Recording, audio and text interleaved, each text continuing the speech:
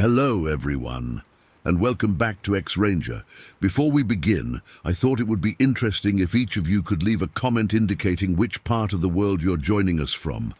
Also, don't forget to like and subscribe if you're enjoying the episodes. Now let's get comfortable, relax, and start our program. I still remember the exact date, July 19th, 1995. That was the day we all headed up the old mountain trail near Harlan, Kentucky, determined to find out what everyone had been talking about. There were 5 of us from the Forestry project, just people who cared about the woods, or at least wanted to do a decent job preserving them. We'd heard the rumors, a tall, hooded figure roaming around at night, moving in ways that no regular person could. Some of my colleagues brushed it off, but I couldn't shake this uneasy feeling every time I thought about it. We set out right after dawn, figuring the earlier we started, the better chance we had of catching anything out of the ordinary. It was a hot summer morning, but the air felt heavier than usual, like the atmosphere was pressing down on my shoulders. By midday, thick clouds began gathering, and there was this hint of dampness that lingered around the tree line. One of the local rangers, Joe, said something about how the fog here always seemed to show up faster than anywhere else. I'd never believed in weird forest spirits or anything like that, but I'd be lying if I said I wasn't on edge. Our plan was simple. We'd split into 2 smaller teams and comb through the trails we suspected this figure might be using. We had walkie-talkies, those bulky ones that crackled so much you could barely make out the other person's words. I was in the first group with 2 other guys, and we took a trail that curved around to the east side of the forest, where there's a narrow path leading up to a higher clearing. The second group went to check a more commonly used trail to the west. Around noon, the first strange thing happened.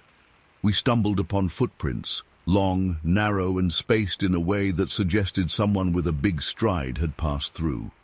They just appeared out of nowhere, stopping near a cluster of rocks. On a normal day, I would have guessed it was a hiker, but the way the tracks ended so abruptly sent chills up my spine. There wasn't even a scuff in the dirt showing a turnaround. It was like they vanished mid-step. I remember crouching down, trying to figure out how that was even possible. The other guys didn't say much, but I could tell we were all thinking the same thing. The fog started rolling in right after lunch, and I swear it was the thickest I've ever seen in my life. In just minutes, the whole area around us turned into this gray haze. You could barely see a few yards ahead, which made navigating the trail almost impossible. I hated not being able to see clearly. It made me feel vulnerable, especially knowing we were looking for something, or someone, that wasn't supposed to be normal. Despite the lack of visibility, we kept moving deeper into the woods, trying to reach the clearing by mid-afternoon. We heard branches snapping behind us a few times, always spaced out, like someone was carefully keeping up with our steps. The problem was, every time one of us would turn around, there'd be nothing there but endless trees swallowed by fog. I got goosebumps every single time.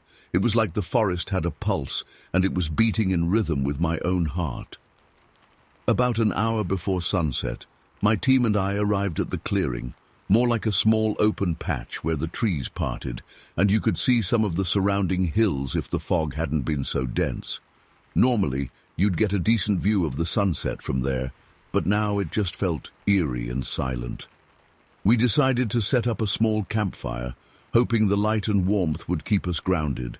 The second team was supposed to meet us there, but they radioed in saying they'd be late, something about checking out weird rustling sounds near a fallen log. So we sat there, huddled around a flickering fire that barely cut through the thick mist. I thought we'd be safe in that clearing, but that weird sense of being watched only got stronger. At one point, I was sure I saw a shadow move along the edge of the trees. It was tall, and it just slid from one trunk to another without a sound. I tried focusing on the spot, but it was gone in a split second, leaving me with my heart pounding in my throat. I tried to tell the others, but we were all jumpy and anxious, so we just kept silent, hoping someone else would confirm they'd seen it too. Night fell faster than I expected. When the last bit of light drained from the sky, the fog seemed to thicken even more, if that's possible. We got the feeling we shouldn't just sit there, so we split up to do a short perimeter check around our makeshift camp. My buddy Sam and I circled to the south, shining our flashlights at every sound we heard, a twig snapping, leaves rustling, that kind of thing. I remember my hand trembling, and it wasn't from the cold. I felt this electric sort of fear that made my whole body tense. Suddenly, we heard a crack from somewhere behind us, followed by a quick, shuffling movement. We spun around, flashlights hitting only trees and an empty path, but for a split second, I saw the edge of something dark. My mind raced. It looked like fabric, maybe a robe or some sort of cloak. It disappeared so fast that Sam and I just stood there, breathing heavily, trying to steady ourselves. We backed up toward the campfire, not wanting to chase something we couldn't see, especially in that thickness of fog. When we got back, the other guy in our team was pale as a sheet. He claimed he heard this guttural sound, almost like a muffled growl coming from behind the trees. Then he saw two faint lights, like eyes reflecting in the distance. He called out, thinking it might be an animal, but there was no response, just silence that pressed against his ears. The moment he turned around to leave, he caught sight of a tall silhouette gliding past him. He said it was so quiet it gave him the shakes. We decided to radio the second team again, but there was nothing but static. That's when I felt real panic kick in. We tried to stay calm, but I was half convinced we were being toyed with by something that knew these woods inside and out. The fire crackled louder than usual, and the shadows it threw on the trees seemed to move in unnatural ways. Then, out of nowhere, we heard what sounded like fast footsteps circling the clearing, crunching leaves and snapping twigs in a pattern that made no sense. It would come from the north, then seconds later from the west, then from somewhere right behind us, always just out of sight. We kept spinning around with our flashlights, hearts pounding so loud we might as well have been screaming. That's when I caught a glimpse, directly in the beam of my flashlight, a tall figure, hooded, standing maybe 20 feet away, half concealed behind a large tree. The hood was dark, and I couldn't see a face. But there was this posture. It was unnaturally bent, almost like it was waiting to pounce. I didn't even hear it breathe. Before I could say or do anything, it bolted sideways in this swift, fluid motion that made my stomach twist. I've seen animals move like that, but never a human. We all scattered, yelling out, trying to keep each other in sight. My legs felt like they were made of cement, but I forced myself to follow the figure for a few steps. After rounding a cluster of trees, I caught sight of a deeper patch of fog, and nothing. It was just gone. No footprints, no rustling leaves, nothing to indicate it had just been there. We reconvened by the fire, scanning every inch of the tree line with our flashlights, calling out in shaky voices. Nobody answered. No sign of the second team either, which freaked me out even more. We started to consider packing up and heading back down the trail, but in that moment, the entire forest seemed to go dead quiet. You have to understand, forests at night are never really silent. You hear crickets, wind through the branches, distant hoots of owls. But it was like the woods were holding their breath. Then the footsteps started again, but slower this time. One step, then another. But we couldn't pinpoint the direction. Each crunch of leaves sounded amplified in the hush. We formed a circle, backs to each other, flashlights out, hearts hammering. I remember feeling clammy all over, my fingers so stiff I could barely grip the light. A faint shape, or maybe multiple shapes, seemed to drift in and out of the fog.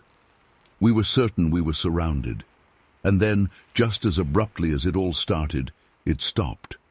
The footsteps, the shapes, the tension in the air, gone in a heartbeat. The fog still lay thick, but the overwhelming dread just lifted, like someone flipped a switch. We stood there, shaking, scanning the perimeter for a good 10 minutes, expecting that hooded figure to come lunging at us from any angle. But nothing happened. When we finally got a clear radio signal from the second group, they sounded just as rattled. They'd had their own encounter, hearing the same eerie noises and seeing the same type of figure darting between the pines.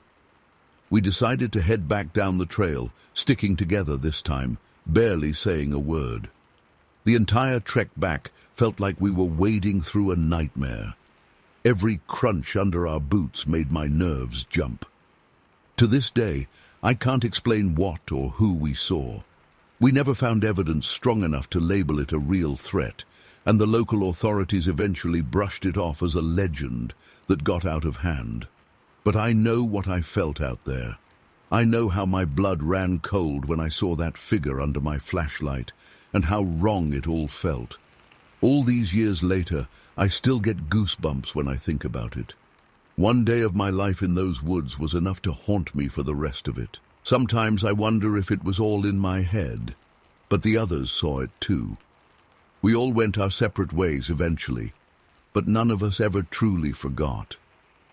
I wish I had a neat conclusion, like we found footprints leading to some secret cave or discovered a drifter living off the grid. But it just ended. We didn't see or hear anything else after that sudden stillness. We hiked down in near silence, shaking with a terror I don't think I've ever fully shaken off. As far as I know, no one ever figured out who or what was stalking those trails. If I close my eyes, I can still picture that hooded form slipping away into the fog, as if it had never been there at all. Story 2. I still remember how everything felt so normal when I woke up that morning in Pineville, back in 2003. I was there as part of my usual work, evaluating new trail routes in the area, but I'd become obsessed with these strange stories about something lurking in the woods at night. People talked about footprints bigger than any human could possibly make, about a tall silhouette that apparently slipped through the trees without a sound. I thought I'd heard it all before, tall tales invented by bored locals, but there was something in their eyes that made me take it seriously. That day, I got up before dawn, feeling that odd buzz of excitement I always do before going deep into the forest. My plan was to spend the entire day setting up a small base camp with my friends, who volunteered to help me gather proof of whatever was out there. The previous nights had been quiet, almost disappointingly so, but as soon as I stepped onto the trail, I sensed a different atmosphere. The air felt heavier and colder, like a storm was about to roll in, even though the forecast said it'd be a clear day. We found a spot near a cluster of old oak trees, about an hour's hike from the nearest road. It seemed perfect to place motion sensor cameras and audio recorders. The others were cracking jokes, but I couldn't shrug off this persistent feeling that we were being watched. I've felt that before on normal research expeditions. Nature has a way of making you feel small, but this time it was like each rustle of leaves had its own intention, like something was carefully monitoring every step we took. While the sun was still up, we meticulously positioned our equipment. We attached small infrared lights to trees where we'd seen signs of unusual activity. We set cameras facing a narrow clearing where at least 3 locals had claimed to see that tall figure after midnight. The plan was simple. If anything moved into that clearing, we'd catch it on film. By mid-afternoon, we were done. The trees cast long shadows, and I realized we'd have a good few hours of waiting before it got dark. There was a tense calm in the group. I think everyone secretly wanted to go back to town and pretend none of this existed, but curiosity won out. Sunset was around 7:30, and with it came an unsettling silence. Sometimes you can hear small critters scurrying or owls hooting, but that night the forest was dead quiet. It's almost as if every living thing decided to hide. I was pacing around the camp, double-checking our equipment, trying to keep my mind busy. One of my friends lit a small lantern, and the flickering light made the tree trunks look like tall, swaying shadows.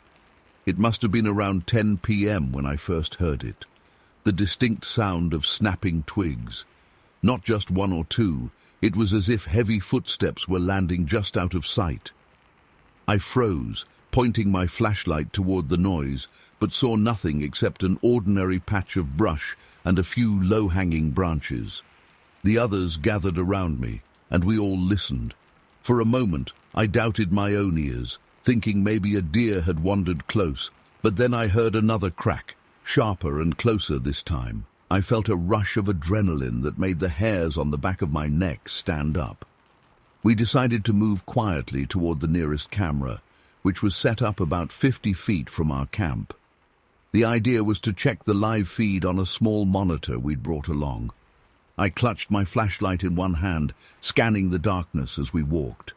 My friends stayed close, trying to keep their steps as silent as possible. Every now and then, the sound of another twig snapping made us stop in our tracks. The pattern felt almost playful, like someone purposely stepping on branches to let us know they were there, close enough to make us uneasy, but always just out of sight.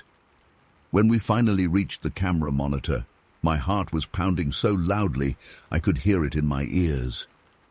We huddled around the screen. At first, there was only static and dim shapes, trees, shrubs, the faint outline of the clearing. Then, for a split second, something moved across the corner of the frame.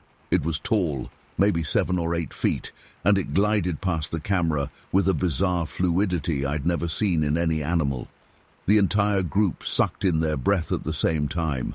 Seconds later, the footsteps started again, but now it sounded like they were coming from multiple directions, echoing through the woods. I couldn't tell if it was one creature moving extremely fast or if there were more than one. It was an almost supernatural feeling, hearing those measured steps so close by, but seeing nothing. One of my friends pointed his flashlight in a sweeping arc, and for the briefest moment, I swear, I saw 2 glowing reflections, like eyes, peering from behind a tree trunk. They vanished as soon as the beam landed on them. We stood there, stunned. Nobody spoke. A chill ran through my entire body, and it wasn't from the cold night air. I remember thinking, this is it. This is the moment that changes everything. It didn't feel exciting anymore. It felt terrifying. All my curiosity evaporated, replaced by this primal urge to get back to safety. But I also felt I couldn't leave. Something in me needed to know if we could confirm the reality of whatever was out there. That's when the sounds got louder and more erratic. We could hear branches snapping, leaves rustling, something big brushing against tree trunks. It circled us, faster and faster, as if trying to confuse or scare us. I'm not easily rattled, but I'll admit, I felt genuine fear.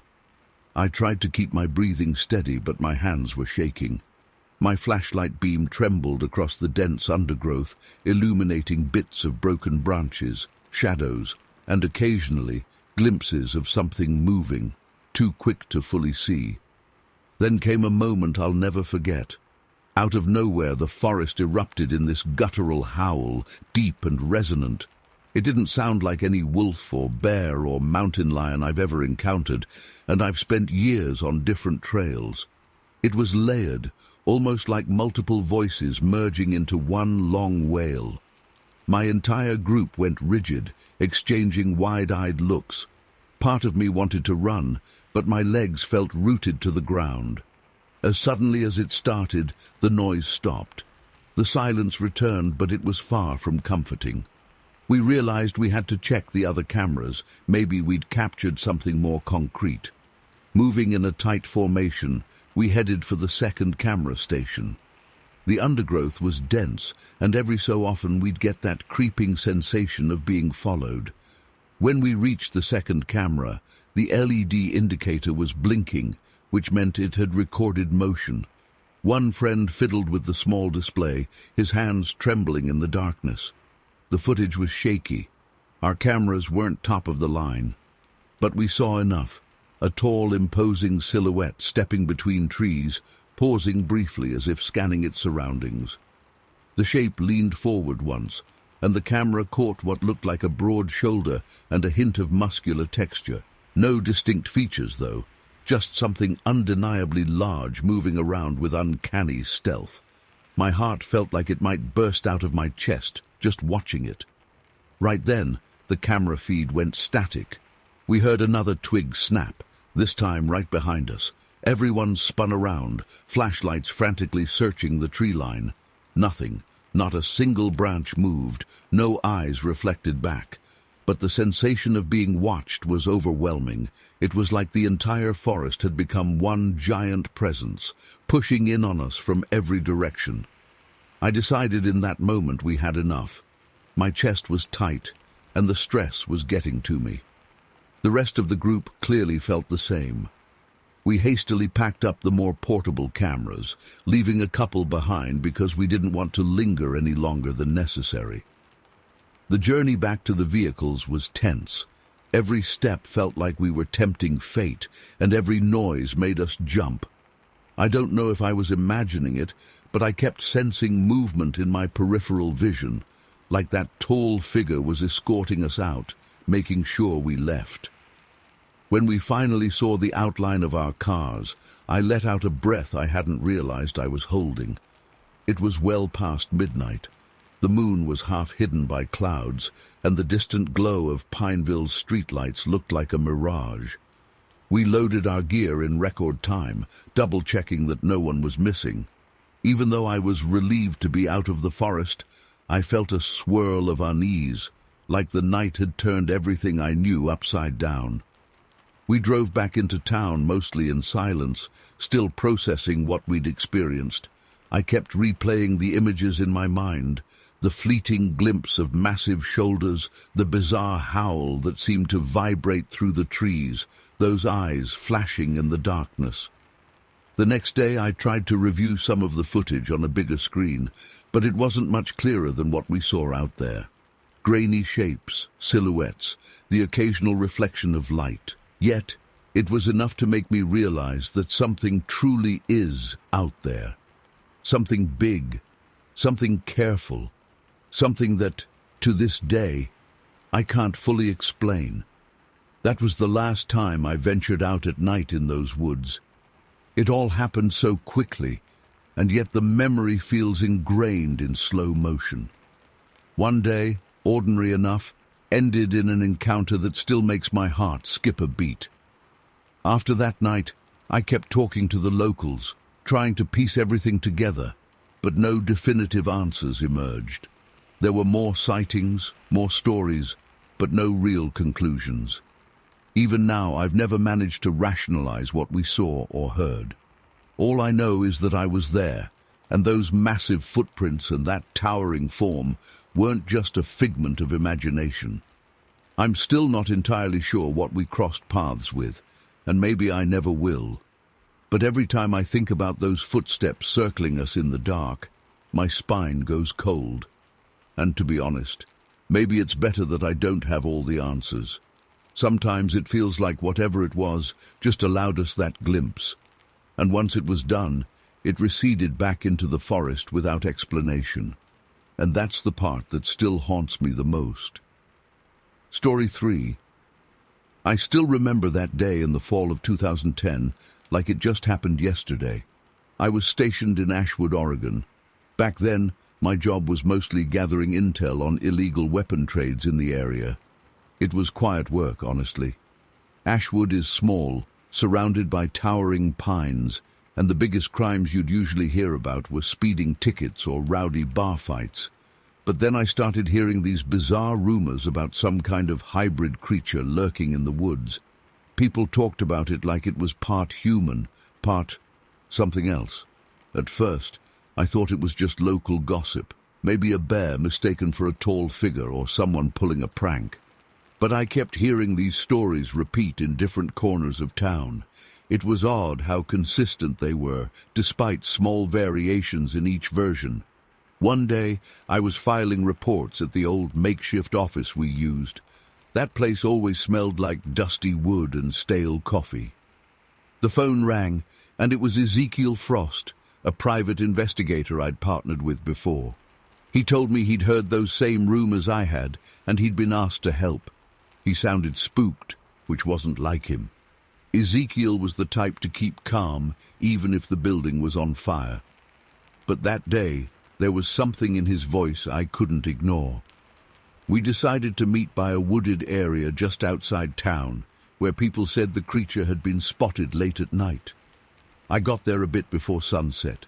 The pine trees were massive, their silhouettes stretching across the dirt road as the sun dipped behind them. There was a quiet stillness in the air. I remember feeling uneasy, like something wasn't quite right.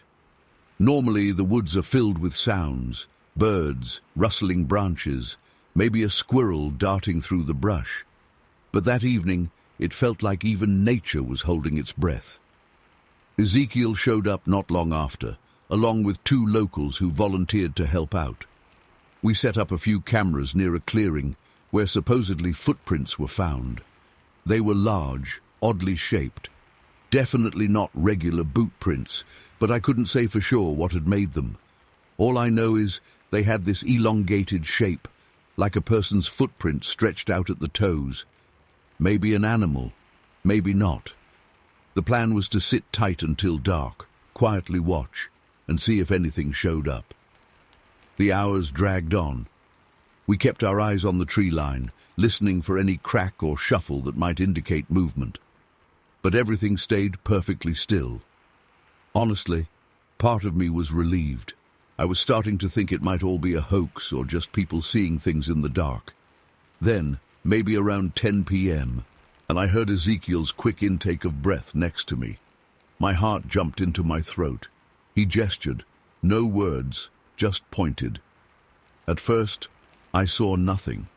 Then, between the tall pines, there was this shape. It seemed to glide, not walk.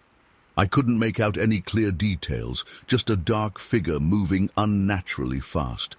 I remember the rush of adrenaline hitting me so hard, my hands started shaking.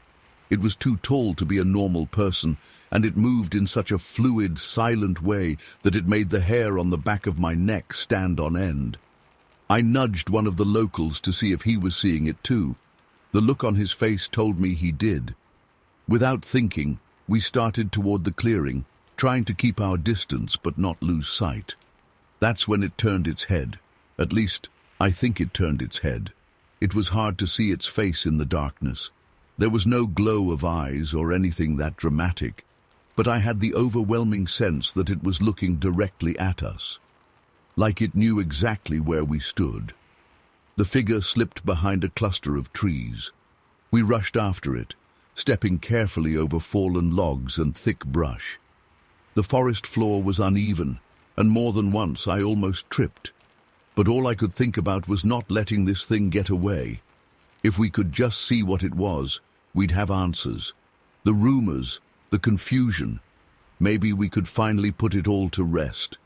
The closer we got to where it disappeared, the more I felt this intense pressure in my chest, like fear and fascination were wrestling inside me. I swear the air got colder. My breath came out in short puffs.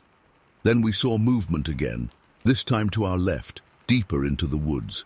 It was fast, impossibly fast. It seemed to cross the distance of a few yards in seconds, with barely any noise. No snapping twigs, no rustling branches, just a flicker in the darkness. We tried to follow, but we kept losing it. Every time we thought we'd corner it, the shape would pop up somewhere else, almost taunting us. One of the locals got so frightened he started swearing under his breath, looking around like he expected it to appear behind us. That's how unsettling it felt. It wasn't just a figure in the distance. It was a presence. I can't explain it any better than that. Eventually, we made it to a small clearing with a faint moonlight shining through the treetops. The ground was scattered with pine needles and old, rotted branches. We switched on some flashlights, carefully sweeping them around. That's when I noticed in the weak beam of light these fresh prints, and they weren't shaped like anything I'd ever seen. They were elongated, with what looked like separate toe impressions, but no shoe pattern. No real arch either, more like an odd, distorted foot. We circled around, trying to see if there were more. My nerves were fried by that point. My heart was pounding so loud in my ears, I thought it might give me away. The entire time, I felt like something was watching us from just beyond the flashlight beam. When we couldn't find any more prints, we decided to set up a quick camera trap right there, hoping we'd catch a glimpse if it crossed that clearing again. Then, out of nowhere, we heard a low hiss, like an animal in pain, but it sounded almost human. My blood ran cold. We spun around in every direction, flashlights jerking across the tree trunks. Nothing. No footsteps, no shape, no eyes. Just that single disturbing sound echoing in the stillness. One of the locals whispered that maybe we should head back. I was torn. Part of me wanted to keep searching, but the fear inside me was screaming to get out of those woods. Ezekiel looked pale. He's not the kind of guy to scare easily, so that shook me up even more. I'd like to say we stayed longer and figured it all out, but we didn't. We collected what little gear we had and slowly retreated. It felt like that thing was right behind us the entire walk back, though I never actually saw it again. Once we made it to the road, we noticed how quiet everything was. No wind, no chirping insects, just a heavy silence pressing down on us. We regrouped under a dim street lamp, checking our camera footage. Nothing definitive showed up, just glimpses of movement, blurred frames and dark shapes that could have been anything. It was frustrating, but mostly terrifying, because we knew we'd seen something. It wasn't just a trick of the light. We all saw it, clear as day, weaving through the trees. But there was no solid proof to share. We reported it back to the local authorities, but no one took it seriously. Officially, they chalked it up to overactive imaginations, local folklore. We tried pushing for more thorough searches, but the higher-ups shut it down. They had bigger things to worry about: drugs, weapons, the usual stuff. No one wanted to waste resources chasing a forest creature that might not even exist. Even so, that night still haunts me. I can't shake the feeling that we were close to something we weren't meant to find. Whatever it was, it moved with an intelligence and speed that I've never seen in any animal or person. And it made me realize that maybe we don't have all the answers, even when we think we do. In the end, everything just went back to normal. Or as normal as it can be once you've encountered something you can't explain. People in town eventually stopped talking about it, or at least they stopped talking about it openly. But every now and then, I'd catch a knowing glance from someone who was in those woods that night, or someone who'd heard the same tales, and we'd exchange a look that said, "We know something else is out there." To this day, I can't explain what I saw. It didn't seem fully human, but it also didn't look like any known animal, and it definitely seemed to be toying with us, like it knew exactly how to stay one step ahead. Sometimes late at night, I wonder if it still roams those dark pines around Ashwood. Maybe it does, maybe it doesn't. All I know is that I was there. I felt that fear, and I can't forget it. And just like that, it was gone as suddenly as it appeared, leaving me with more questions than answers. I'm still waiting for any sign that I might finally understand what I witnessed, but so far nothing. It just stopped. And I'm not sure if that's comforting or more terrifying. Story 4. I still remember how hot and sticky the air felt that day in the summer of 2013, right here in Savannah. I'd been working as a tour guide for a few months, spinning the usual stories about old mansions, whispered legends, and the Spanish moss draping our streets. People ate up every bit of it. But then one afternoon my cousin showed up unexpectedly, carrying something far stranger than a simple family visit. He told me about our ancestors in Montana, part of a small tribe that believed in spiritual beings with the power to change form whenever they felt like it. He spoke of trickster spirits, shapeshifters that drew people in with curiosity and dread. At first, I shrugged it off. Savannah had its own fair share of ghost stories. I assumed his tribal tales were just another brand of folklore, but he insisted I listen. He said there might be a link between the bizarre sightings around town and the legends our family had protected for generations. Not long after that, rumors started circling. Locals claimed they saw someone wandering the narrow back streets in the late evening, someone who disappeared the moment they tried to follow. No one had solid proof, but it gave me a weird chill. The timing felt too perfect to be a coincidence. I was already reading everything I could about tribal myths, especially about these entities that show up in different shapes. Something about that possibility, an actual shapeshifter, suddenly didn't seem so ridiculous, especially in a place as steeped in mystery as Savannah. On one particularly humid day, I decided to do more than just read and listen to gossip. I called 3 of my closest friends, all of them just as curious as I was, and we planned a sort of stakeout. We didn't want to draw too much attention, so we chose a quieter corner of the historic district, an area with cobblestone alleys and old, ivy-covered walls. We met there around late afternoon, right before sunset, setting up a couple of small cameras and flashlights. We told ourselves we'd stay through the night if we had to. The air felt thick, almost suffocating as darkness fell. We started hearing these faint noises, like soft tapping on the cobblestones, that would come and go in no particular rhythm. At first, I assumed it was just the echo of our own footsteps. But soon, it became obvious the sounds were happening when we were all standing still. Then came this bizarre sensation of being watched, not the usual jitters you get when exploring at night, but something deeper, more oppressive. I could feel my heart pounding in my ears. Suddenly, one of my friends motioned for us to switch off our flashlights. The minute we did, that faint tapping stopped. Then, from further down the alley, I heard what sounded like humming or chanting. It was low, just at the edge of my hearing, but it reminded me of the tribal music my cousin had played for me on his phone, an old recording passed down in the family. My arms broke out in goosebumps. It was so out of place in that quiet Savannah street that I felt my pulse double. We moved slowly, trying to locate where it was coming from. The chant faded in and out, as if it was drifting on a breeze that didn't exist. Our cameras didn't pick up any bright figure or obvious movement, just the shadows cast by the street lamps. But near the far end of the alley, right beside an old, boarded-up doorway, I saw a tall silhouette. I couldn't see a face or any distinct features, but I had no doubt it was a person standing there, watching us. I tried to keep calm, but my hands were shaking with a mix of fear and excitement. One of my friends angled his flashlight that way. The second the beam hit the silhouette, it darted behind the building corner, silent as a cat.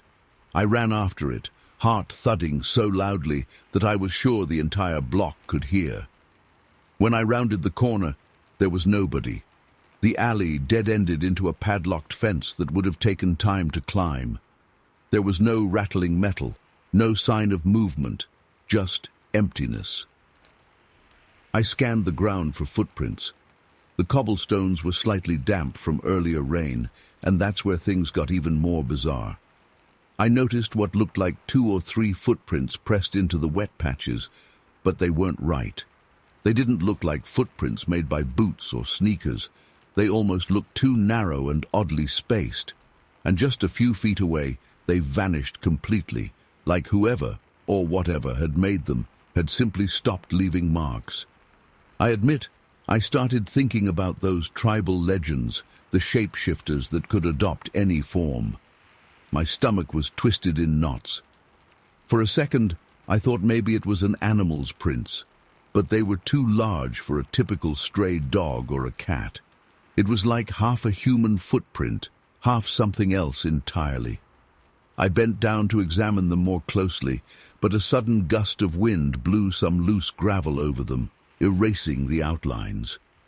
My friend was right behind me, and the look on his face told me he'd never seen anything like it either. We regrouped and decided to continue, stepping carefully through more side streets, scanning for any clue. The chanting came back once or twice, echoing between buildings, never staying in one place for long. I tried whispering out, asking, "Who's there?" But we never got an answer. Each time we moved toward the source, it would fade away as if it was taunting us. A few hours later, maybe around 3 in the morning, everything just stopped. The chanting, the footsteps, the shadowy figure, gone. The air was still thick, but the atmosphere felt calmer, like whatever presence had been stalking the alleys had vanished. We checked our cameras and found nothing but shaky shots of cobblestones and walls. No silhouette, no weird footprints captured on film, just static and darkness. I felt both disappointed and terrified. I'd wanted to finally see something undeniable, to connect these events to my family's stories. Instead, we were left with a handful of bizarre footprints that disappeared almost as fast as they appeared, and that eerie chanting echoing in our heads. We stayed a bit longer, trying to rationalize what happened, but we had no real explanation. Eventually, we went home, each of us shaken. I didn't sleep at all that night, replaying the moments in my mind, trying to piece together what I witnessed. To this day, I can't explain it. Every time I walk through those old streets, I feel a knot in my stomach, half expecting to hear that chant again. I've told a few people about the footprints and the silhouette, but they mostly shrug it off as another Savannah ghost story. Maybe they're right, or maybe there was something else out there. Some ancient trickster from my ancestral folklore that found its way into those moss-covered alleys. All I know is that the memory still makes the hair on the back of my neck stand up. It came out of nowhere and ended just as fast, leaving me with questions I'll probably never be able to answer. And every so often, late at night, I'm convinced I can still hear that distant, haunting melody in the wind. Story 5. I still get chills just thinking about that day in Pineville. I want to share it, because I honestly can't explain what happened, and it's been haunting me ever since. It was November 2006, and I'd been in town for a few weeks, trying to figure out what people had been seeing, or thought they'd been seeing, in those woods. I was young, fresh out of college, and I was determined to make a name for myself as a field biologist. That morning, I woke up early, feeling both excited and uneasy. The rumors around the area had gotten into my head. There was talk of strange sightings, a vague presence, and even some old stories about a human-like creature lurking near a river decades ago. I remember the sky being grey, like the sun never fully came out that day. I grabbed my gear, camera traps, flashlights, a notepad, and a thermos of coffee, and met up with one of the local rangers. He was hesitant about going too deep into the woods because most of the recent encounters had been at night. But I convinced him that our best bet was to investigate the spots where I'd placed a few night vision cameras. I wanted to check if any of them had captured something new. We drove out to this old trail, one that was barely used by hikers. The path was narrow, the trees taller than I ever remembered seeing in Ohio, and the silence was unnerving. No birds, no rustling of small animals, just the crunch of leaves under our boots. Every few minutes the wind would pick up and the trees would sway, making these low, groaning sounds, like the whole forest was letting out a sigh. When we reached the first camera station, I felt my stomach drop. The camera was there, but it had been tilted downward, almost like someone, or something, had tried to grab it. The straps were partially ripped, not just loosened or undone, but torn in a way I couldn't explain easily. We opened it up to check the footage, and there were a few frames that showed something with reflective eyes, but it was so quick and blurred that we couldn't tell if it was a deer, a coyote, or something else entirely. The ranger joked about big raccoons or maybe a stray dog, but the feeling in my gut told me this wasn't normal wildlife. The tracks on the ground, muddy and oversized like elongated human footprints, only made it weirder. We followed those footprints for a while, heading deeper into the woods. They were irregular. Some looked like the toes were splayed out, almost like a primate's foot, and the stride was bizarrely long. I remember the ranger shining his flashlight on them, even though it was still daytime, just to get a better look at the details. The impressions were deep enough to suggest something heavy. It was no prank. You could feel it in the way the ground was pressed down. We kept moving until we lost the trail in a patch of thick undergrowth. That's when everything got eerily silent again. I couldn't hear my own breathing. I must have been holding my breath without realizing it. Then, out of nowhere, we both heard this sharp crack, like a branch snapping in half. We spun around, scanning the trees, but we didn't see anything. My heart was racing. You'd think a simple snapping branch is no big deal, but I swear it felt like we were being watched, cornered almost.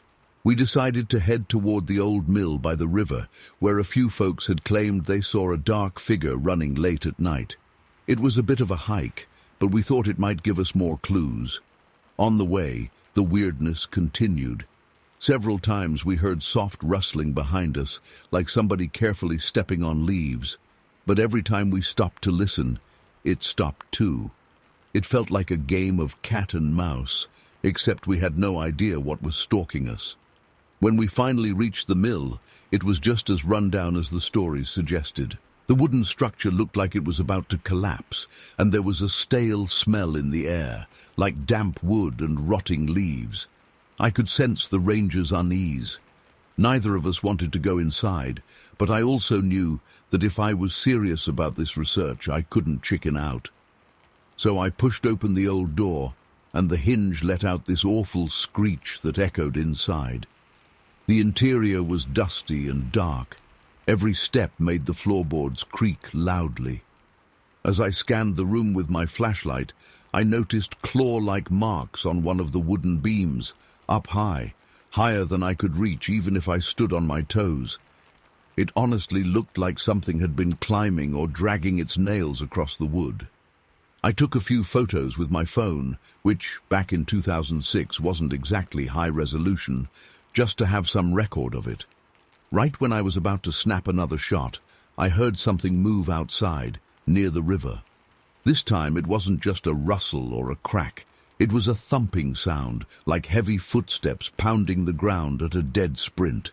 I rushed out of the mill, half expecting to see a bear or maybe a large deer.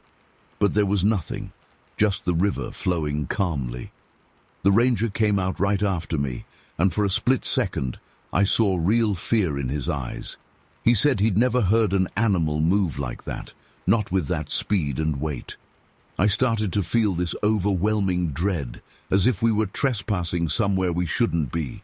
My instincts told me to leave. The ranger felt it too. We decided to head back to the truck, which was parked maybe a mile away along a dirt road. On the walk back, everything seemed off. The forest was darker, even though it was still afternoon. The wind picked up, swirling leaves around our feet. I could swear I saw a figure dart between the trees, just at the edge of my vision. I kept turning my flashlight on, scanning the woods, but there was never anything there. By the time we got to the truck, the sky was getting dim, and I felt like I had a knot in my stomach. We drove back into Pineville, and neither of us said much. When we finally checked the camera footage that night, we found 3 more frames, similar to the first one, where 2 pinpoints of light seemed to hover in the darkness, almost like eyes reflecting the infrared. In one frame, the shape looked tall, definitely not a raccoon or dog, but it was too blurry to be definitive. I showed it to a few folks around town and everyone had a different theory. A prank, a bear, or some unknown species. No one had a solid answer. I kept expecting more, some big revelation or clearer evidence, but it never came. In the days after, rumors exploded around town. People talked about hearing howls. Some claimed they saw a black shape climb a tree in seconds. Others said they found shredded clothing near the river. But those were all second-hand stories. What I witnessed that day in the woods felt very real. The footprints, the torn camera straps, the sounds of something sprinting through the undergrowth. I can't shake the feeling that we were inches away from encountering something I still can't explain. A few weeks later, everything just stopped. No new sightings, no mysterious noises, no fresh footprints. It was like the forest had gone back to normal overnight. Pineville's residents eventually moved on, though some of the older folks kept whispering about the old legend returning. But for me, I was left with this uneasy feeling that we only scratched the surface. I never found out what left those massive tracks or what tore at the mill's beams. Even now, I catch myself replaying those moments in my head, wondering if we were followed that entire day, or if we just imagined half of it. Maybe it's better I don't know the truth. I haven't been back to Pineville since, but I still hold on to those camera trap photos and the blurry infrared frames. They're not proof enough to convince anyone, but I know what I saw out there. Or at least, I know what I felt. And that's something I'll never forget. Story 6. I remember that day in late autumn 2018 as if it happened last week. I had just gotten off work a bit earlier than usual, and the sunset was already turning the sky into a murky shade of orange and purple. Ashwood isn't a big place, and rumors tend to spread faster here than in most small towns I've known. Everyone had been talking about this strange figure that supposedly wandered around the forest trails at dusk. I never cared much for urban legends, but for some reason, this felt different, more immediate and unsettling. I decided to drive out to one of the lesser-known trails after dinner. It was a half-hour outside town, a narrow dirt path surrounded by dense evergreens. The plan was simple. I just wanted to see if there was anything out of the ordinary. Maybe snap a few pictures, prove to myself it was nothing. At first the trail was calm, quiet in that way forests can be when you're standing still, rustling leaves, distant bird calls, your own breath. But I had this prickling sensation along the back of my neck, like someone was watching me. It's not unusual to feel paranoid when you're alone in the woods, but this felt heavier.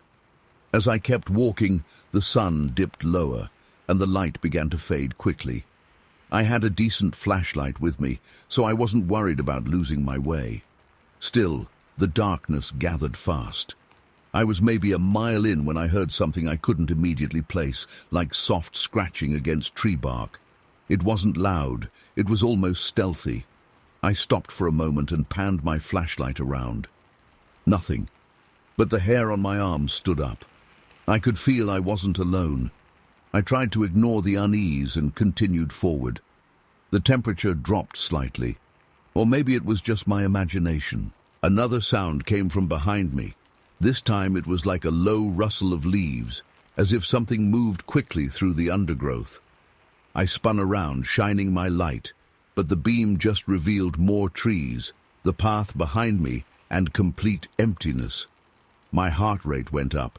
I told myself it must be a small animal, a raccoon or a fox, but I couldn't get rid of that feeling that something was following me. About 15 minutes later, I reached a spot where the trees opened up a bit and the moon provided a dim glow. That's when I saw it. It was only for a couple of seconds, maybe less, but I swear I caught a glimpse of something taller than an average person, crouched near a thick trunk. My flashlight beam swept over it briefly, and it darted out of sight with this unnatural fluidity.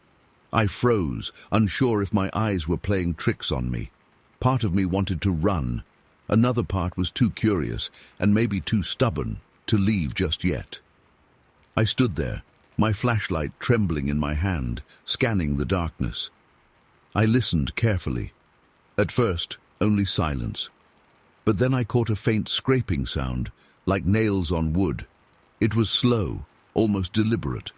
I followed the noise, stepping off the main path onto damp underbrush.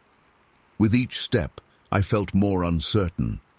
My boots sank into the soft ground, and I had to steady myself against a nearby tree. The smell of moss and earth was overpowering. The scraping sound continued, but it seemed to circle around me. It would fade, then pop up closer on my other side. Eventually, I caught another brief glance of movement between two trees. This time it was definitely upright, but crouched low, and it moved in a smooth, cat-like way that made no sense for its apparent height. I could make out limbs, but they seemed thinner than a person's, almost too slender to support that height. My stomach knotted. I felt genuine fear, that primal terror that makes you realize you're somewhere you shouldn't be.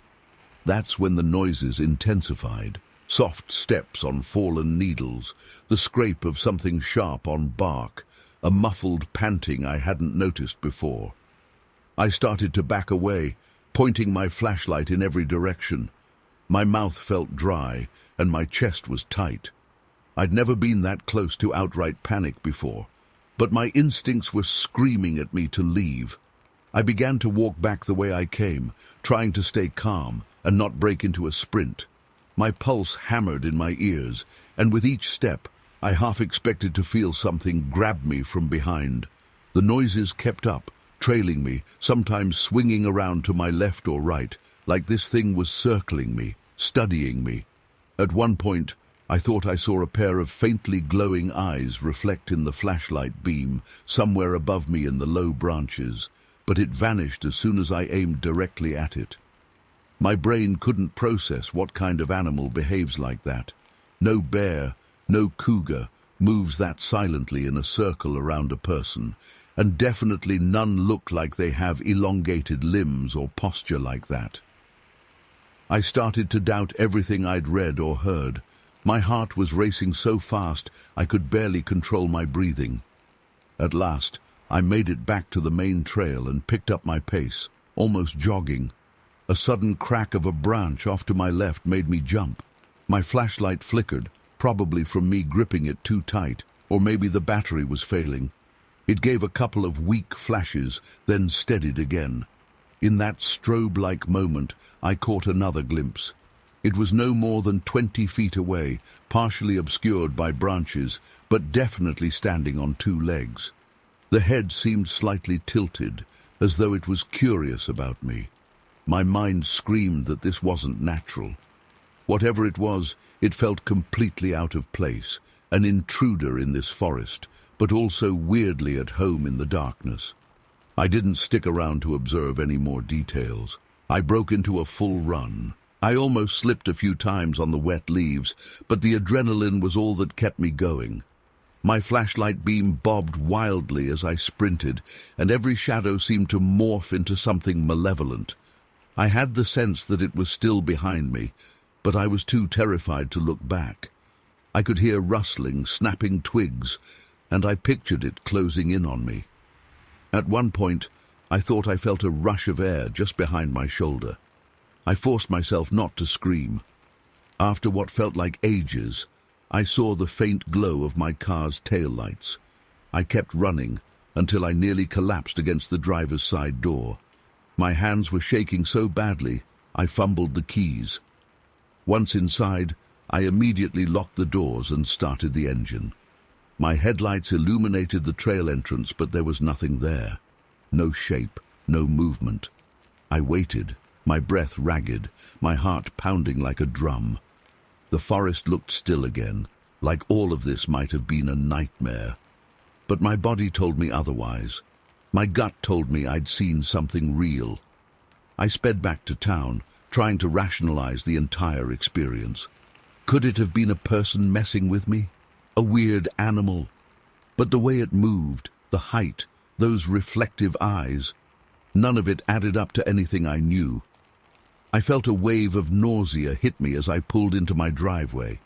I sat there, engine still running, just staring at my own front door, not sure if I wanted to be alone. That night I barely slept. Every slight noise outside made me jump. I ended up leaving all my lights on and checking the windows more times than I can count. My mind kept replaying the moment I saw it crouched among the trees, that fleeting glimpse of limbs too long and too lithe to be human. Even now, I can't fully explain what I witnessed or why it chose to stalk me instead of attack. The next morning, I tried to tell myself it was some weird forest animal or just my imagination running wild, but I know deep down that's not true. I never went back to that trail. In fact, I avoided most of the forested areas around Ashwood after that. I'd hear rumors around town occasionally, people mentioning strange silhouettes at dusk or weird noises near the campgrounds, but I'd just keep quiet. I was terrified that if I shared my experience, I'd have to relive it in my head all over again. And honestly, part of me still fears it would come looking for me if I drew too much attention. Even now, years later, I don't have a neat explanation for what I encountered. It came out of nowhere and disappeared just as fast, leaving me with more questions than answers. Sometimes, especially on quiet nights, I still sense that uneasy presence when I think about it.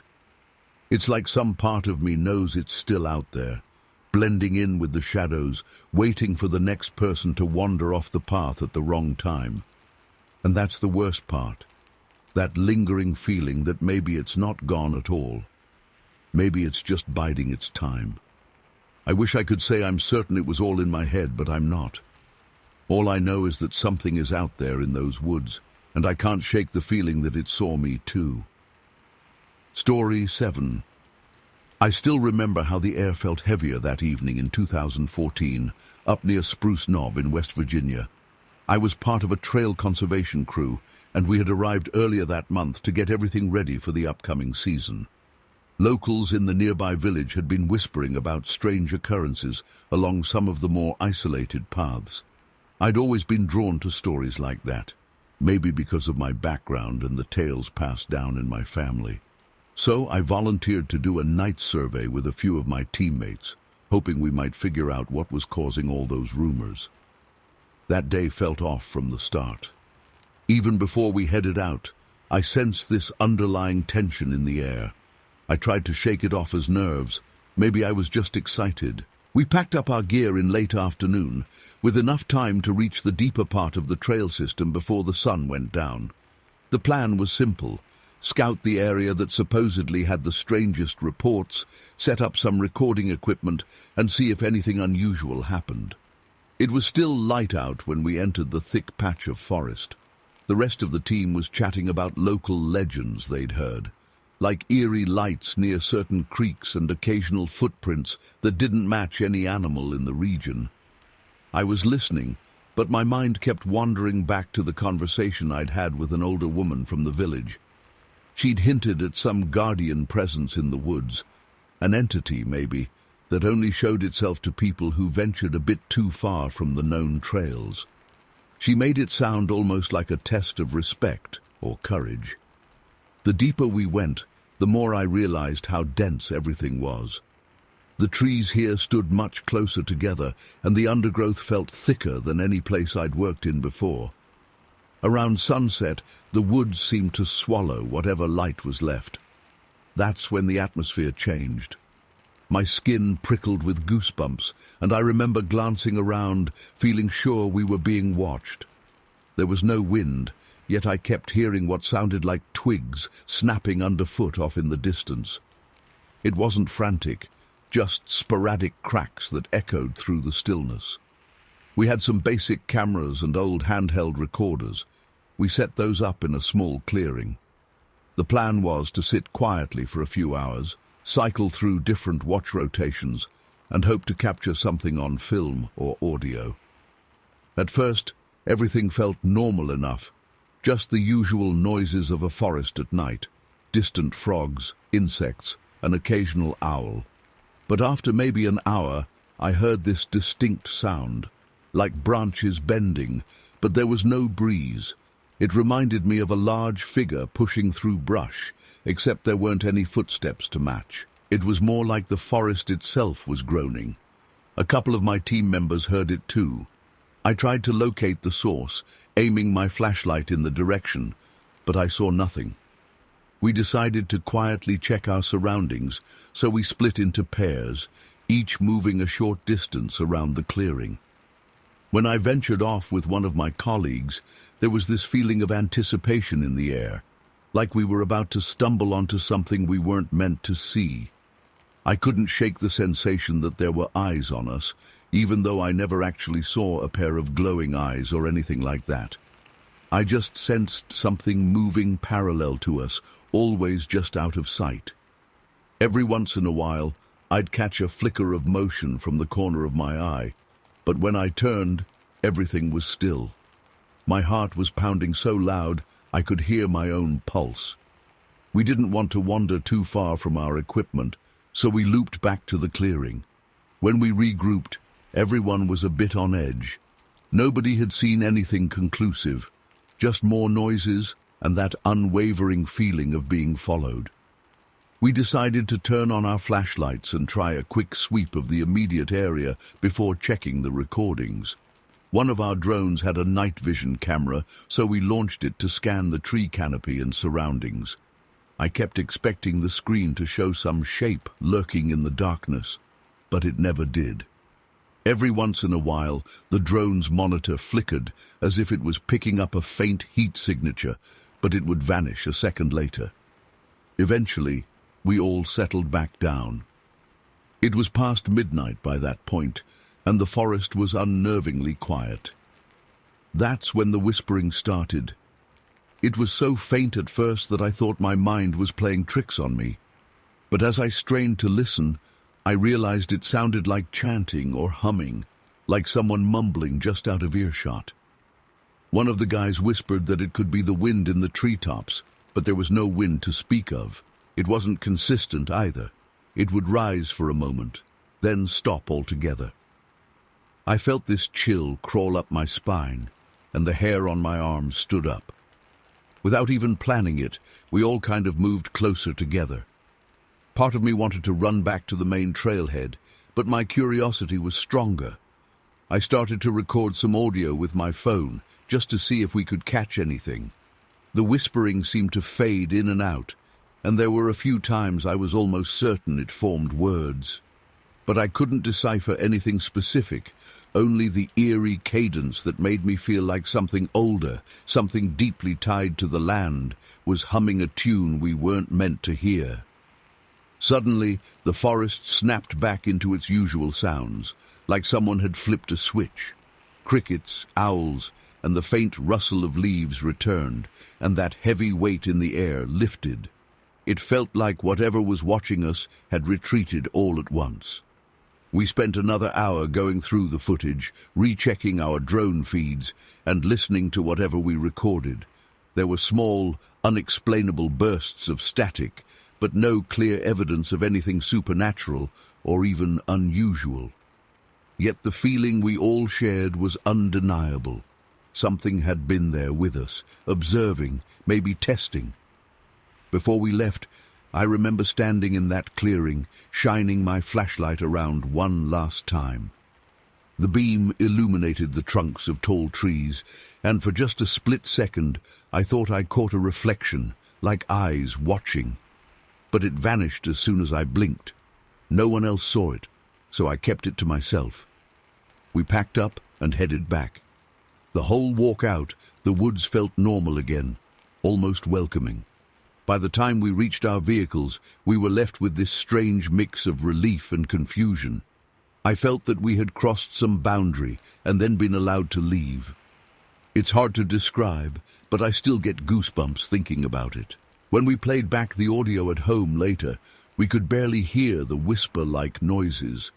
It mostly sounded like distant static, which was frustrating. We never got any conclusive evidence, just a few bits of weird data. The next day, we asked around the village again, but no one could offer a clear explanation beyond the usual legends. Some shrugged it off as paranoia, others hinted we might have been touched by a guardian spirit of the forest. To this day, I can't fully explain what happened. Everything about that night was so subtle, yet so intense, like we'd been drawn into a space that wasn't meant for us.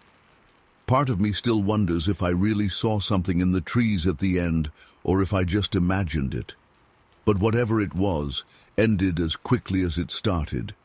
One moment we were engulfed by this almost tangible presence, and the next, the woods went back to being just another quiet nighttime forest. I haven't felt anything quite like that since, and I sometimes catch myself looking over my shoulder on any late-night hike, half expecting to hear that faint chanting start up again. I guess there's a reason the locals still talk about it. The mountain holds on to its secrets, and we were just lucky enough, or unlucky enough, to glimpse a piece of it for one unsettling evening. I'm still left with more questions than answers, but maybe that's just how it goes with things like this. You experience something that shakes your understanding of what's real, and then life moves on, leaving you wondering if it actually happened. But I know what I felt, and that's enough to keep me both fascinated and wary of those trails, even now. Story 8. I still get chills when I think about that evening back in 2010. I was staying with a cousin in Elden, Missouri, just a small visit to get away from the usual city noise and recharge for a bit. Elden was peaceful enough, and I liked taking short hikes near the woodlands on the outskirts. Nothing too adventurous, just me wandering around to clear my head. But something changed that day, and I can't shake the feeling that I encountered something I still struggle to explain. It was late afternoon when I decided to walk deeper into the forest than I normally would. People in town had been whispering about strange noises at night, sounds like heavy stones scraping against the ground. Some folks even swore they found footprints so big it couldn't be from any animal they knew. I didn't think much of it at first. It was probably a bear or a large stray dog, I told myself. Yet a part of me was curious, so I headed down an old trail that local farmers barely used anymore. The sky was a murky grey, and the trees seemed to press in on me. I've been in plenty of forests before, but this one felt different. There was an odd pressure in the air, like the woods were holding its breath. Every twig snap and rustle made my stomach tighten. At first I thought it was just paranoia from those rumors, but halfway in I realized it wasn't just paranoia. Something was off. I noticed a strange pattern on the ground near a section of soft dirt. The footprints weren't super clear, but they were definitely large, almost as long as my forearm, and shaped in a weird, elongated way. They didn't look like a bear's tracks, and they definitely weren't from a human boot. The spacing between the footprints was huge, too. Whatever made them must have been tall, or at least had a long stride. I felt a prickle on the back of my neck, the kind you get when you sense somebody behind you. I spun around, but there was nothing there, just rows and rows of thick tree trunks. The forest was deathly quiet. No birds singing, no squirrels scurrying. It was that unnatural silence that made me realize I might not be alone. My gut told me to leave, but a part of me wanted to see more, to confirm what people had been saying. I followed the tracks a short distance until they disappeared into an area of thick brush. It was darker there, with the canopy blocking most of the daylight. I remember my heart pounding, and I was breathing too loud, like I couldn't help the adrenaline. Then I heard it, like a stone sliding across rough earth, coming from my left. It wasn't super loud, but it broke that maddening silence. I tried to pinpoint the source, but the trees made everything echo in a weird way. I inched forward, slow and cautious, and that's when I saw movement between the trunks. A dark shape, hunched low, blending almost perfectly with the bark. It shifted its position, as if it realized I had spotted it. I could only make out a vague outline, almost human-like, but somehow twisted. My first irrational thought was, maybe it's someone wearing a costume, but the way it moved was too fluid, too quick. It disappeared behind a thick oak in a split second, with barely a rustle of leaves. I froze. My entire body went cold. I've never felt that kind of primal fear before. There was this sense that whatever I saw was intelligent, sizing me up. The forest felt like it was breathing, and I was intruding on something I had no business seeing. I stood there, rooted to the spot, trying to convince myself I'd imagined it. But then I heard a series of cracks, like twigs snapping under a heavy weight, circling around me. It was as if it was testing how close it could get without me fully seeing it. I scrambled backward, frantically looking in every direction. That's when I saw a glimpse of it again, something elongated at the edge of my vision. It moved between tree trunks in this weird, silent glide. I couldn't process what I was seeing. My eyes were screaming that it was a large, dark figure, but my brain was telling me that nothing can be that quiet, that big, and move that fast. I remember an overwhelming sense that I was being stalked. A sudden wave of pure panic took over. My heart hammered so hard I thought it had burst. I turned around and ran. I'm not proud of it, but I'm sure anyone else would have done the same. I just wanted to get out of those woods. But even as I sprinted, I kept hearing those dragging noises, like something heavy was trailing me. I couldn't tell how close it was because of all the echoes, but it felt like it was right behind me, mimicking my pace. Each footfall I made seemed answered by another shuffle in the underbrush. I stumbled over roots and nearly crashed headfirst into low branches, but I didn't stop until I saw the lighter edge of the forest ahead. When I finally broke into the clearing, I felt that strange pressure lift. Still, I didn't pause. I booked it all the way back to my cousin's place. By the time I got there, I was drenched in sweat, panting like a chased animal, ears ringing from my own heartbeat. Nobody saw what I saw. Nobody else was in those woods with me. But I knew what I felt. I tried to explain it to my cousin, but he just gave me that concerned look, like he wasn't sure if I was serious. I couldn't blame him. I wasn't sure if I believed my own words. But later that night, as we sat on the porch, we heard something echoing from the direction of those woods again. It was faint, like large rocks scraping the ground. It could have been anything, but deep down, I knew it was the same thing I'd heard earlier. The same presence, letting me know it was still out there. I never slept well after that. My mind kept replaying the sight of that hunched figure moving unnaturally fast between the trees. I thought about those footprints and how no normal animal could have made them. It felt personal, like it wanted me to see it, but only enough to scare me away. And it worked, because I never went back to that part of the forest. In fact, I cut my trip short and left Elden sooner than planned. The weirdest part is that it all stopped just as suddenly as it started, like some shadow had quietly retreated, content with having rattled me to my core. To this day, I don't have a logical explanation. I've heard locals mention a shadow walker legend, but I never thought I'd witness anything like that. Whenever I recall those giant footprints and the sudden hush in the woods, I get that same eerie feeling in my gut. I can't prove it happened. I have no photos, no recordings, but it's burned into my memory with terrifying clarity. And I still wonder if it's out there, watching, waiting for the next person bold or foolish enough to wander into its domain. Because believe me, once you sense it, you never forget. And I sure haven't. Story 9. I want to share something that happened to me back in the fall of 2011 when I was working as a forest ranger near the Cherokee National Forest in Tennessee. I'd been in that role for a while, and I prided myself on balancing conservation efforts with visitor safety.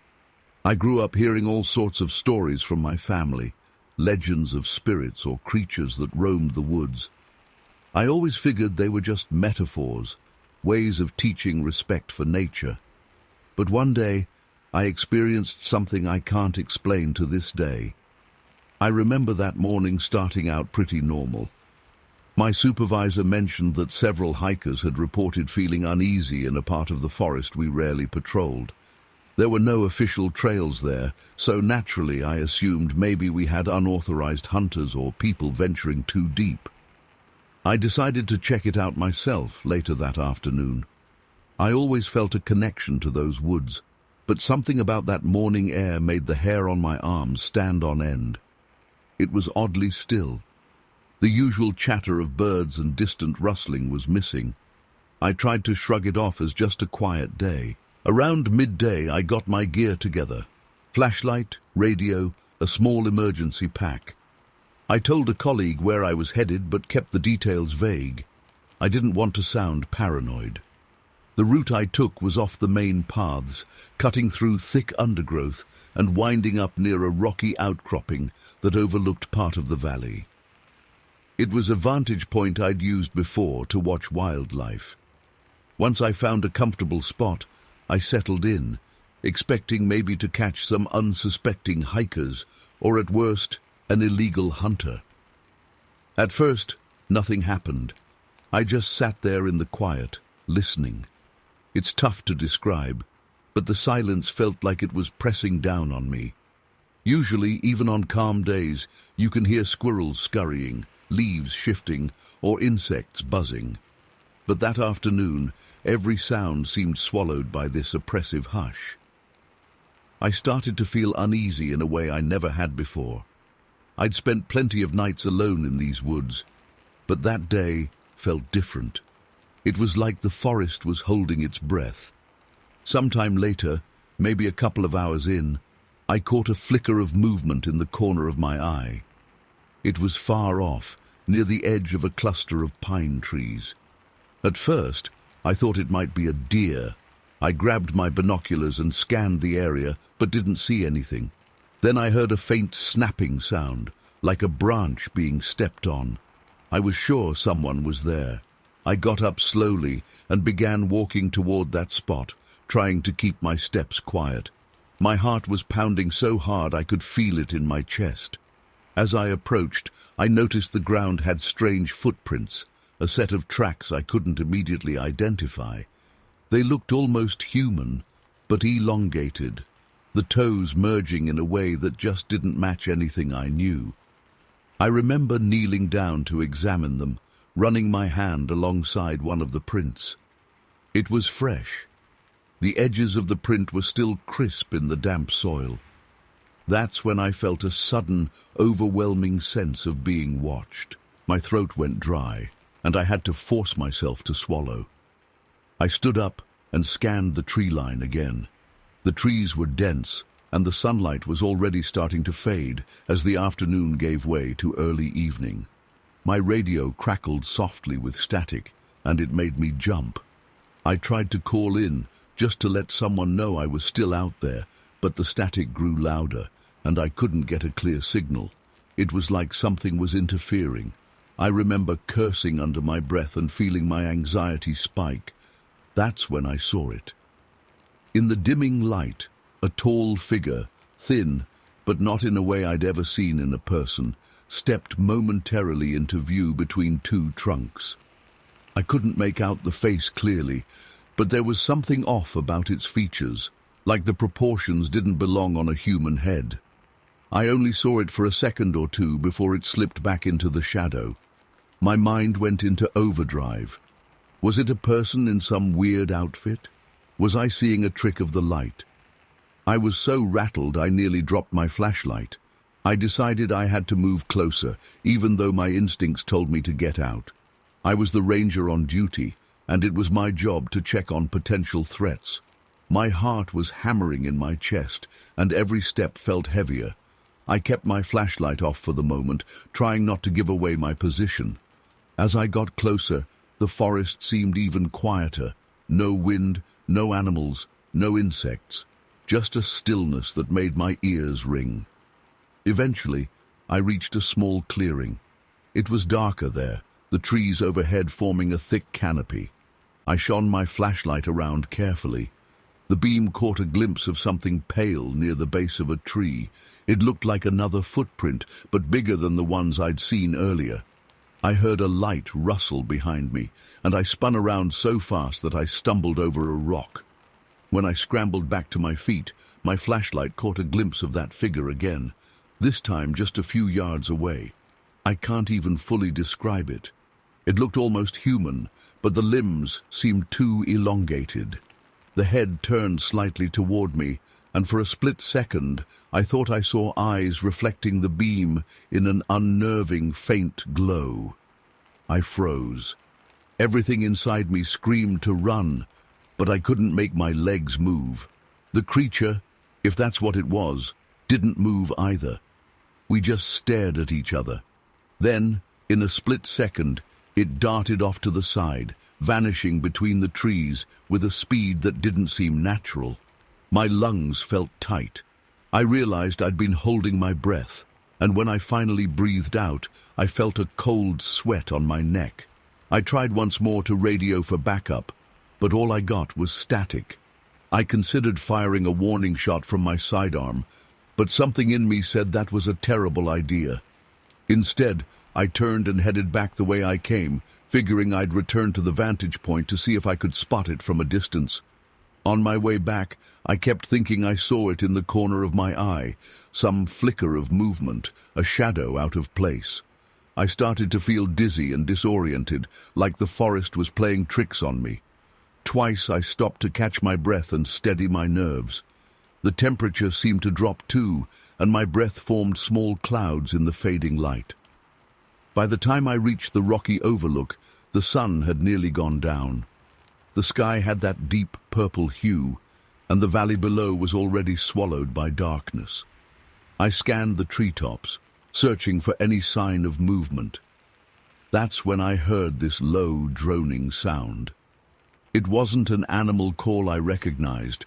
It was more like a vibration that resonated in my chest. I couldn't tell which direction it was coming from, and that made it worse. The noise settled into my bones, and I felt an inexplicable terror. I tried one last time to use my radio. This time I got a faint connection. My supervisor's voice was muffled, barely audible.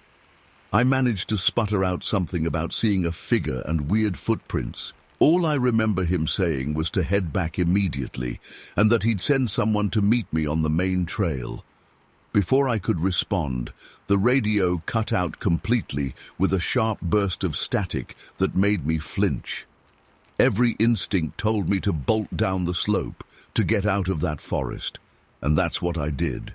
I practically slid down the rocky path, flashlight bouncing around in my hand. More than once, I nearly lost my footing.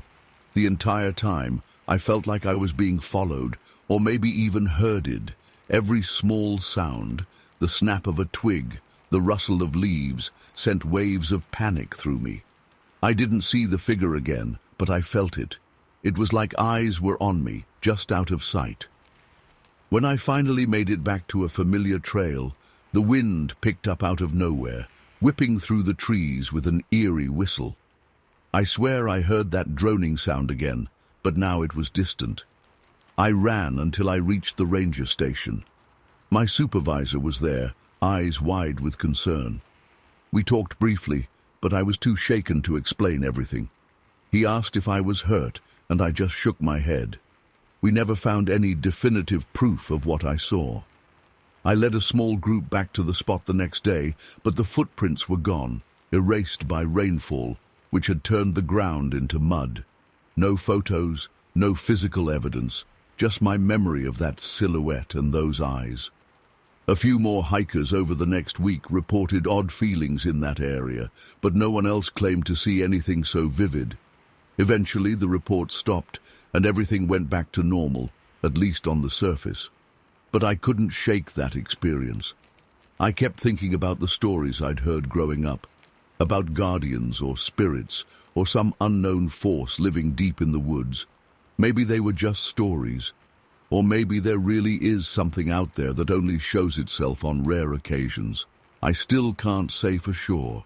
All I know is that day changed my perspective completely. I continued working as a ranger for a while, and I still take pride in preserving those forests.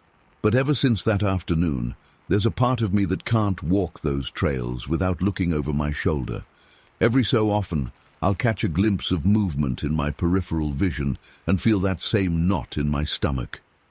It hasn't happened again quite like that, but I can't deny what I saw. To this day, I have no explanation. Maybe it was a trick of the light, or maybe my mind was playing games after hearing all those rumors. But deep down, I know what I felt was real. The memory of that tall figure, the strange footprints, and the unsettling stillness of the forest stays with me. And I have this lingering thought that there's something out there watching, even if we rarely see it. It began just as suddenly as it ended, with no real answers. I guess some things in the wild are meant to remain hidden. Story 10. I still remember how that day felt like it was unfolding in slow motion. We'd arrived at Dalton's inherited property near Oakwood, North Carolina the day before. Just a group of friends looking for a quiet weekend in the woods. Dalton James was the guy who always had a passion for tricky locks and hidden compartments. He had a real knack for that kind of thing.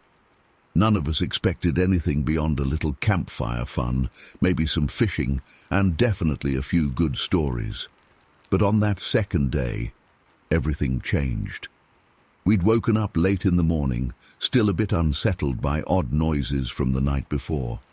It wasn't just the usual crack of branches or the wind moving through the trees. We'd heard something almost like chanting, though chanting isn't exactly right. It was distant and musical, but didn't match any normal animal call I've heard. I tried to shrug it off, telling myself it might just be the echo of some weird bird or local wildlife. But I couldn't really shake the feeling that something had been circling our campsite, stopping just behind the tree line whenever we'd aim our flashlights. Anyway, after a quick breakfast, Dalton mentioned he'd spotted an old barn not too far from our tents. That barn must have been there for decades. Its roof sagged, and the wooden walls looked ready to collapse. Naturally, Dalton's curiosity skyrocketed when he saw rusted padlocks on the doors and a heavy metal latch on one corner. So he asked if anyone wanted to check it out. A few of us were a little uneasy, but nobody wanted to look like a coward, so we all followed him. Approaching that barn, I felt a sense of dread hanging in the air. The grass around the structure was half dead, like nothing had grown right there in years. Dalton was already crouched at the main entrance, fiddling with one of the ancient locks, testing if it would budge. The rest of us hung back, trying not to breathe in too much of the musty smell. It felt like stepping into a place you just know isn't yours to enter. When the lock finally clicked open, it echoed in the silence. Inside, the barn was dim, and our eyes struggled to adjust. Sunlight filtered in through the gaps in the walls, illuminating dust particles that drifted in slow swirls. There was an old wooden ladder leaning against a beam, rows of cracked wooden bins, and a bunch of farm tools, so rusted they looked more like relics than anything useful. It gave me goosebumps just standing there. Dalton's flashlight beam swept across the far wall, where we saw a door, smaller than a typical barn door, like an odd storage entrance. It had this large, corroded lock on it, and something about it screamed that it hadn't been touched in ages. We gathered around, and Dalton was practically grinning as he examined it. That was his thing, after all, opening locks no one else could handle. But as soon as his hand touched the metal, we heard movement outside. At first, I thought it might have been one of the others messing with us, but we were all accounted for in that barn. I moved toward a window opening to get a better look. I didn't see anyone, or anything, but I swear I caught a quick glimpse of a tall shadow slipping behind a tree. I tried telling myself it was just my imagination, but the hair on the back of my neck stood on end. Something was watching us. I called over to the others, and we all stepped out to check. The wind had picked up, rustling the trees. We couldn't see any figure, but we weren't alone. I just knew it. We walked around for a bit, scanning the woods, calling out in case it was a stray hunter or a neighbor. No response. Then, as if on cue, we all heard this distant, low hum again. It was like the noise from the previous night, but even clearer, and it sent this cold ache straight through my chest.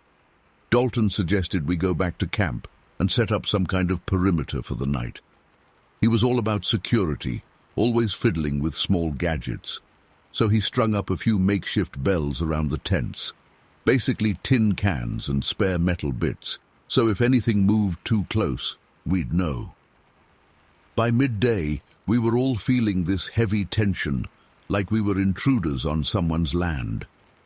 We tried to go about our business, cooking a bit, collecting firewood, while Dalton kept glancing over at that barn.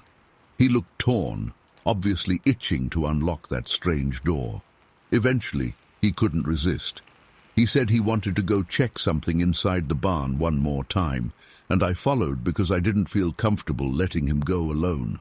No one else did either, so the entire group marched back there, even though our guts told us not to. As we re-entered, the smell of old wood and rotten hay felt even heavier. While Dalton was busy examining the door's hinges, someone in our group, I don't remember who, found a small leather-bound book wedged between two planks near the front. Most of its pages were smeared or faded, but a few lines stood out in this messy handwriting. There was mention of night voices, warnings never to unseal the back entrance, and repeated references to an old occupant. That last part really got under my skin. I could practically feel every heartbeat pounding in my ears. The look on Dalton's face said it all. He was dying to break that lock open and see what was behind there, but the rest of us started arguing.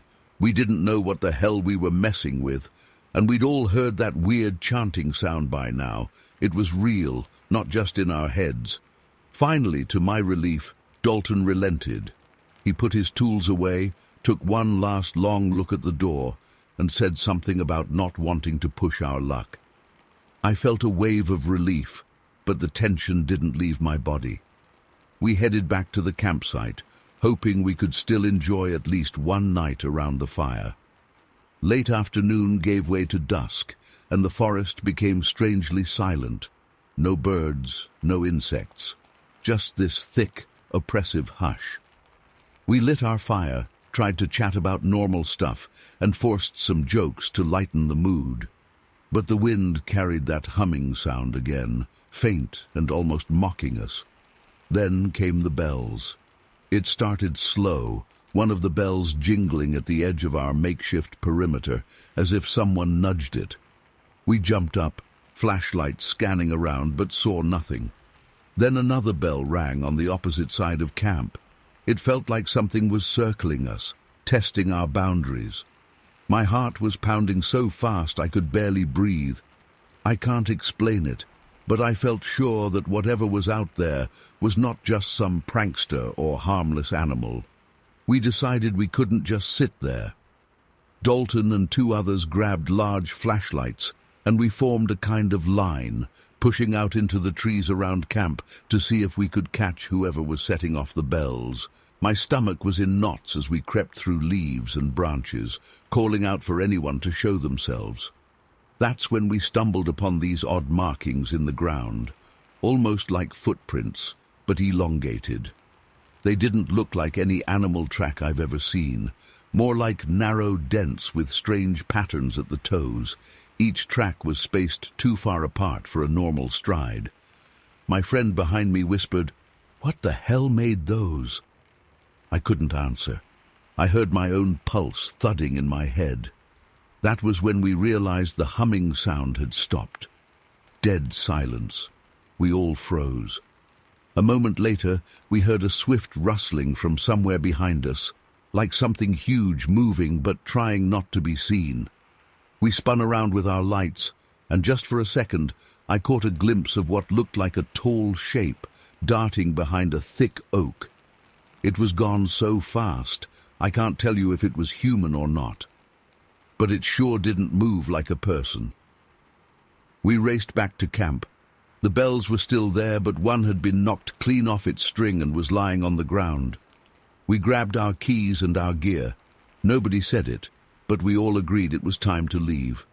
We snuffed the fire, stuffed our belongings into our cars, and took off down that dirt road. I still had the biggest adrenaline rush of my life. Dalton looked shaken up too, even though he tried not to show it. The strangest thing was how, once we got on the main road, everything felt normal again, like the night itself was calm and ordinary. No chanting, no weird shadows. We all parted ways the following day, but none of us could really stop thinking about that barn, that locked door, and those footprints. Dalton later admitted that he kept dreaming about what might be sealed behind that door, but he also said he was almost relieved he never opened it. Some doors, he told me, are locked for a reason. It's been years since that night, and I'm still unsettled whenever I think about it. I can't explain what was out there, or why it seemed fixated on us. All I know is that we walked into something that day, something that felt older and more territorial than any normal trespasser. And then, just as suddenly, it let us go. Nothing followed us home, as far as I know, but the memory of those marks on the ground and that eerie hum still gives me chills.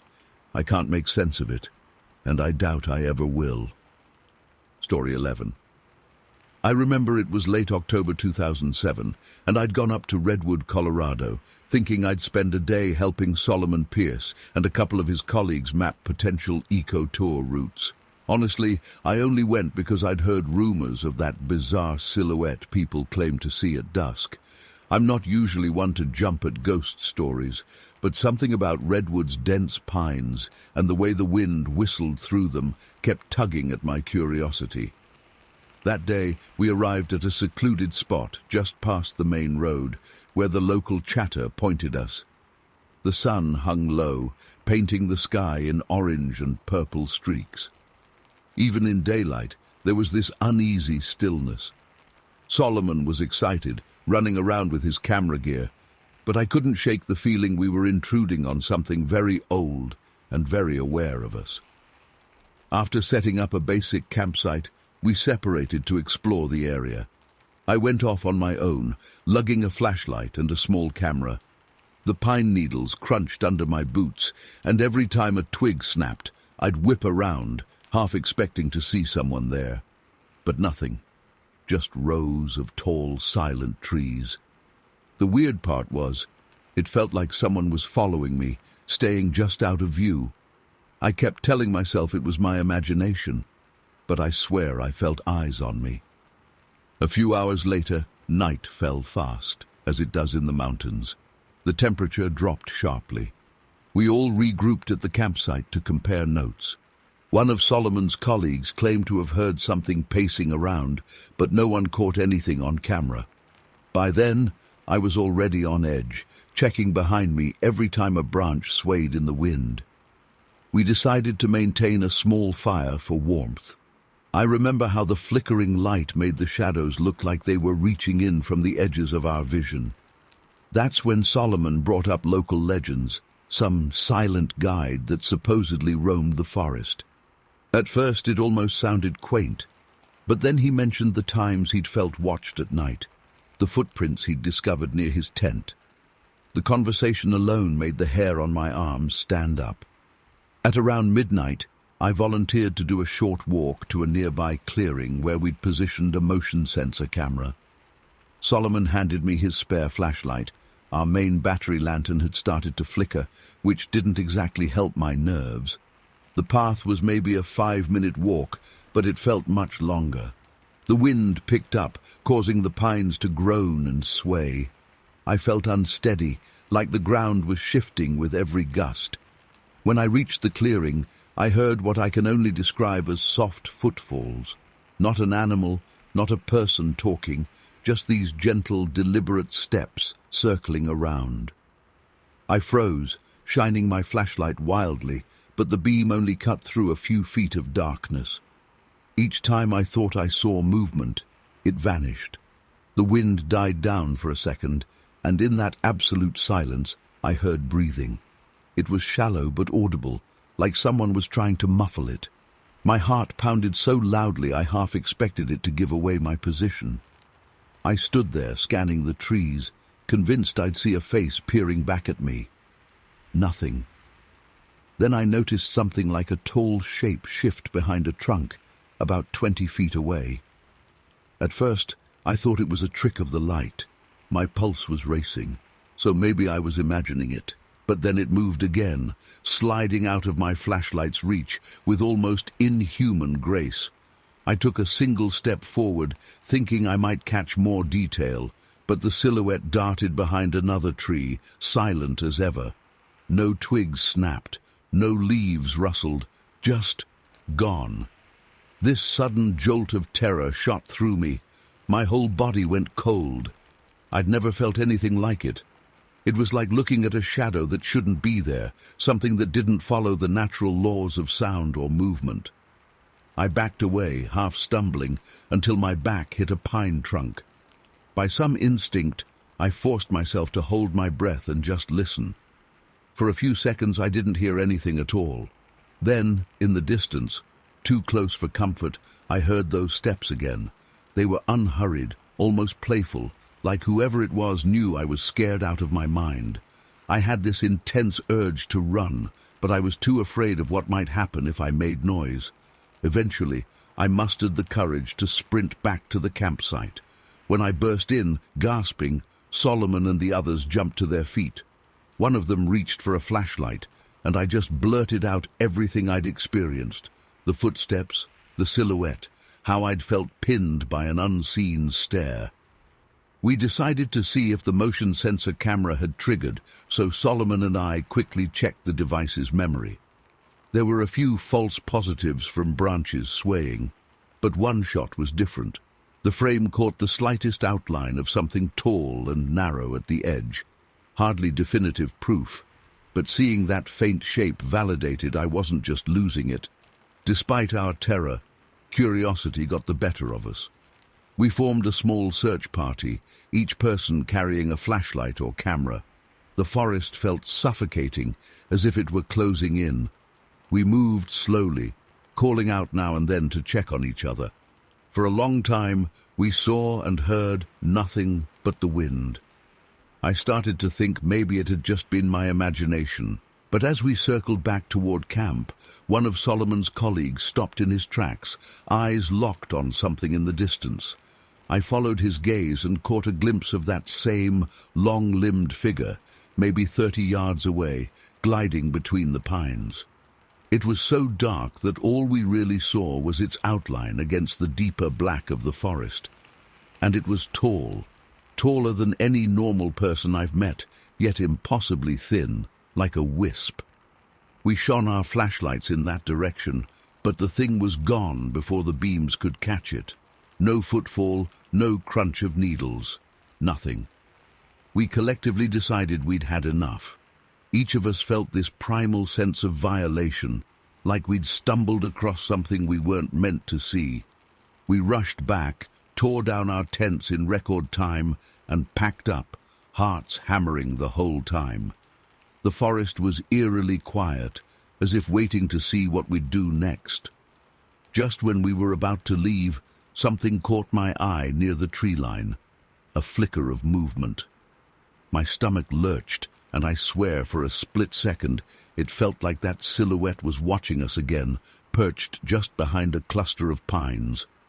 But by then, we were already slinging our gear into the truck, desperate to get out. We left, driving away as fast as the winding roads allowed. The strangest part is how abruptly it all ended. It was like the forest let us go, returning to that cold silence. No final chase, no dramatic climax, just emptiness, as though whatever we saw had better things to do than follow us home. Even now, I can't explain what that presence was, and no one in the group came up with a solid theory. Some folks think it might have been a hunter or a tall recluse messing with us, but my gut says it was something else. To this day, I can't shake the memory of those fluid movements and that oppressive feeling of being watched. It was there, I know it was, and yet there's nothing I can say to truly confirm it. Solomon and his colleagues ended up heading back to finalize their project, but they never got definitive proof either. We just have a few blurry photos and that one haunting frame from the motion camera. I've learned to accept that Redwood keeps its own secrets. People still talk about that silent figure, and new rumors spring up every now and then. All I know is I was there, and I felt it. It was as real as the cold air on my skin. When I replay that night in my head, my chest tightens, and I'm right back at that clearing, breath held, flashlight in shaking hand. I guess some things never leave you. Even if no one ever believes me, I'll always remember the night Redwood's hidden watcher let us see just enough to make sure we wouldn't forget. And after everything, I still haven't. Story 12.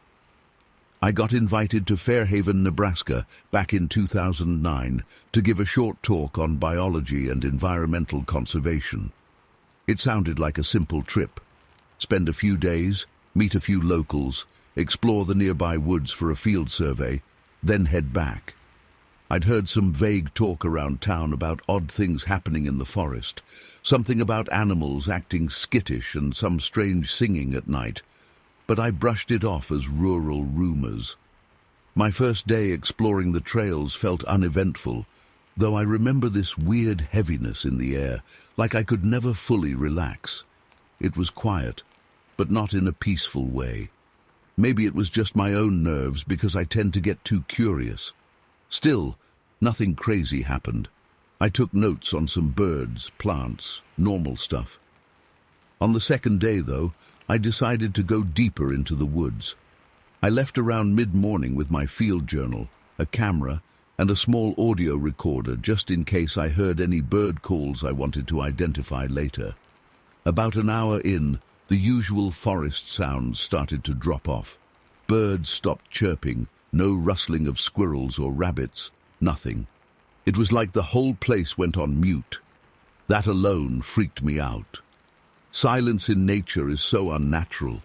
It makes you hyper-aware of everything else, including your own breathing. I paused for a bit, hoping maybe I'd hear a distant woodpecker or something, but it stayed dead quiet. That's when I picked up this faint noise, like a whisper, but stretched out. It wasn't exactly melodic, but it had a rhythm, almost like a chant. I tried to follow it, but couldn't pinpoint the direction. Every time I thought I was getting closer, it seemed to move. My heart was pounding, but I figured I was just getting spooked by some odd echo. Still, it was enough to make me uneasy. I pulled out my recorder, thinking maybe I could catch whatever it was. The sound vanished, though. Total silence again. Then, all of a sudden, I heard leaves crunching, like heavy footsteps. I froze. They sounded spaced apart, one step, then a few seconds, then another, but there was no visual sign of anything in front of me. The hairs on my neck stood up. Instinctively, I started walking backward in slow steps, scanning the trees, feeling this overwhelming sense that I was being watched. I eventually forced myself to turn around and head back toward the trail entrance. On my way, I passed by an older couple's property. They lived right near the forest line, and I'd chatted with them briefly the day before. I ended up telling them, probably sounding like a nervous wreck, about the silence and the strange noise. They exchanged this quick look, not really fear, more like caution, and mentioned how folks around there believed in some kind of guardian presence in those woods. They said it had been a local legend forever, that it rarely showed itself but would make its presence felt if it wanted to warn or protect something. I didn't think they were joking. They seemed genuinely concerned. That evening, I couldn't get the memory of those footsteps out of my head. I tried replaying the audio I'd recorded, but it mostly just caught my own breathing and a bit of forest ambience, nothing that would impress anyone. I found maybe a second or two of the faint chanting, but it was too distorted to make any sense of. It sounded human, yet it didn't. I even thought about ignoring the whole thing, but my curiosity got the better of me. So, that same night, 2 colleagues from my university arrived. Both were there to help with the talk I was giving later that week. I managed to talk them into a quick nighttime walk, not too deep, just enough to see if they noticed anything off. We left right after dinner, with flashlights and my recorder. The moon was bright enough that we only used the flashlights when we tripped on roots or uneven ground. The woods felt different at night. like the air itself was thicker. We didn't hear birds or insects, not even the usual chirping you'd expect in a Nebraska forest. We just heard the crunch of our footsteps and our own voices whispering to each other. At some point, we heard this rustle in the brush, maybe 20 feet ahead, but when we aimed our flashlights, there was nothing there. One of my colleagues thought it was a deer, but there were no tracks, at least none that we could see. Also, that same feeling from earlier came back, an overwhelming sense of being watched, like we were intruding. Then it happened. That chanting sound started up again, somewhere behind us. It wasn't loud, but it was more distinct than before, almost like it was weaving between the trees. My colleagues looked at each other, then at me, and nobody spoke. I turned on the recorder, but the chanting stopped just as the red light blinked to life. We stood there, silent, waiting to see if it would start again, but the forest stayed completely still. I think that was somehow scarier, knowing it was there, but refusing to show itself while the recorder was running. We continued walking a bit, scanning every shadow. The path curved, and as we rounded the bend, I saw a shape, just for a split second, standing off to the side. It was tall and seemed to blend into the trees. When I aimed my flashlight directly where I thought it was, the shape was gone. But I swear on everything I saw something. My heart felt like it was going to explode. My colleagues insisted they'd only caught a glimpse of a dark figure, but they also seemed unsure if it was just a shadow. At that point, I couldn't handle staying any longer. We all decided it was best to head back. The entire walk out, I heard little snaps and cracks behind us, as if something was pacing us from a distance. Whenever I'd shine my light around, there'd be nothing but trees and undergrowth. But the sounds were too consistent to be random. It felt like whoever, or whatever, was out there, wanted us gone.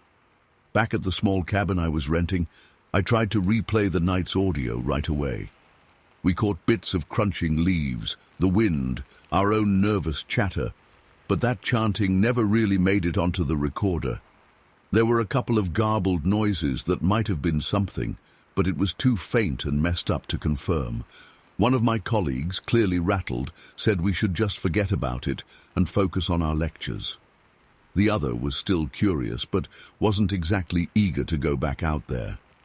Before I turned in that night, I heard a single, deep howl echo through the woods. It wasn't a wolf or a coyote. It was too prolonged, too distorted.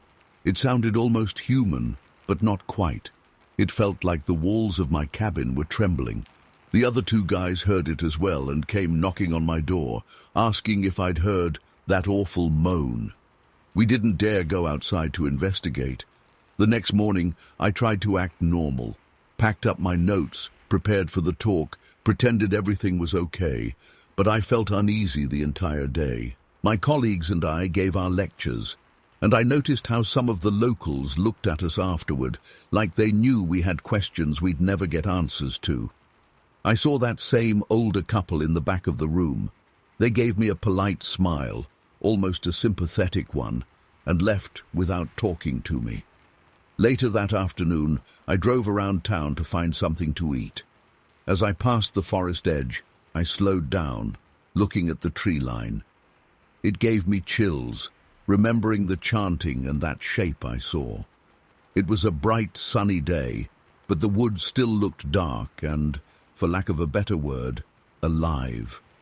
Animals on nearby farms were acting jittery as usual, horses stomping around, cows pacing.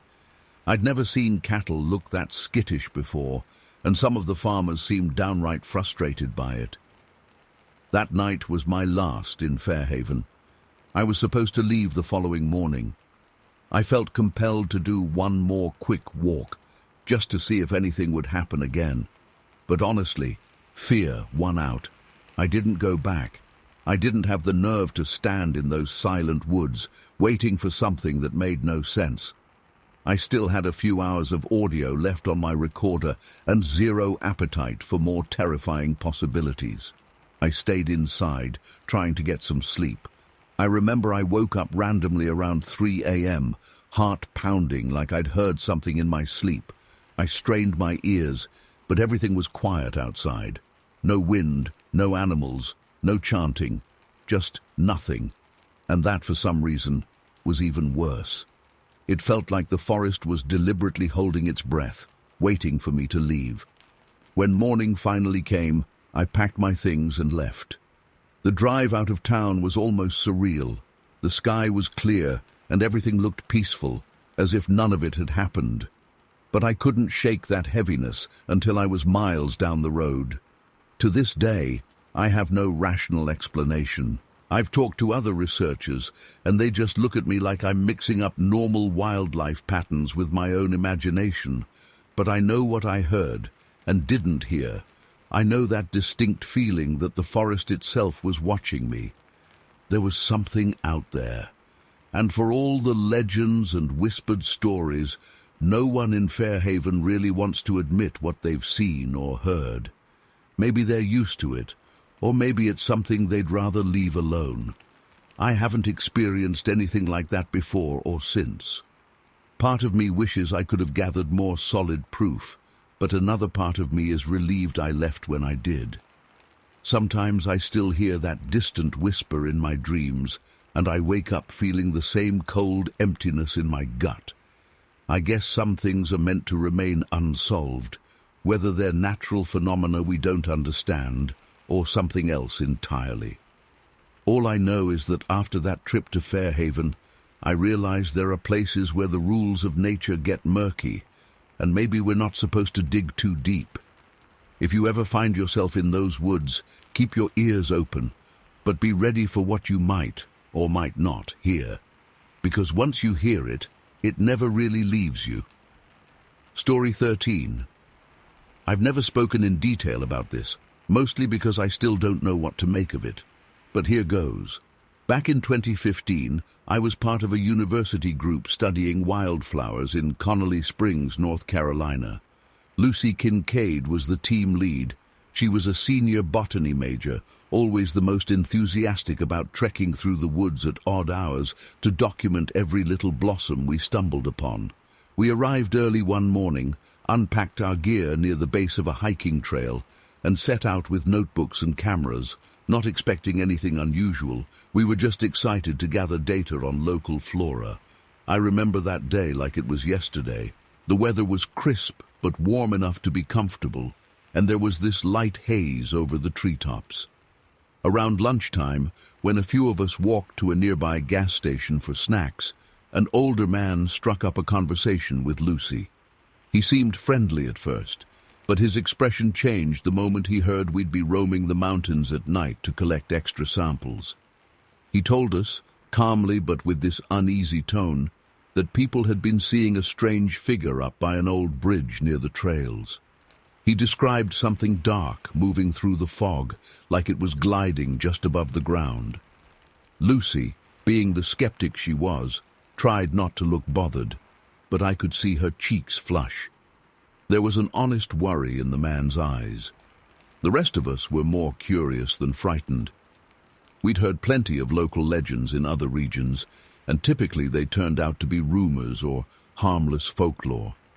This felt different somehow, but none of us wanted to admit it.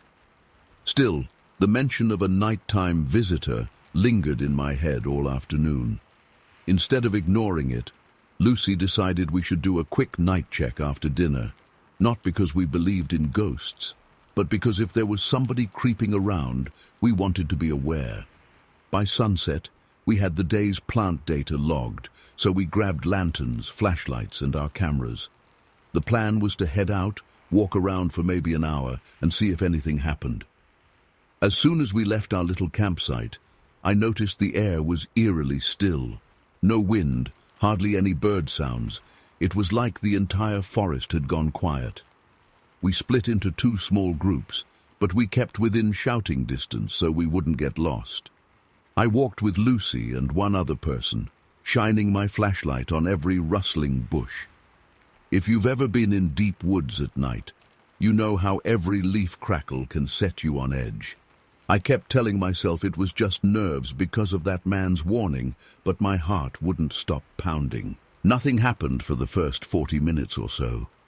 We looked around near the old bridge, took some pictures of the moonlit clearing, and noted a few spots of thick fog rolling in.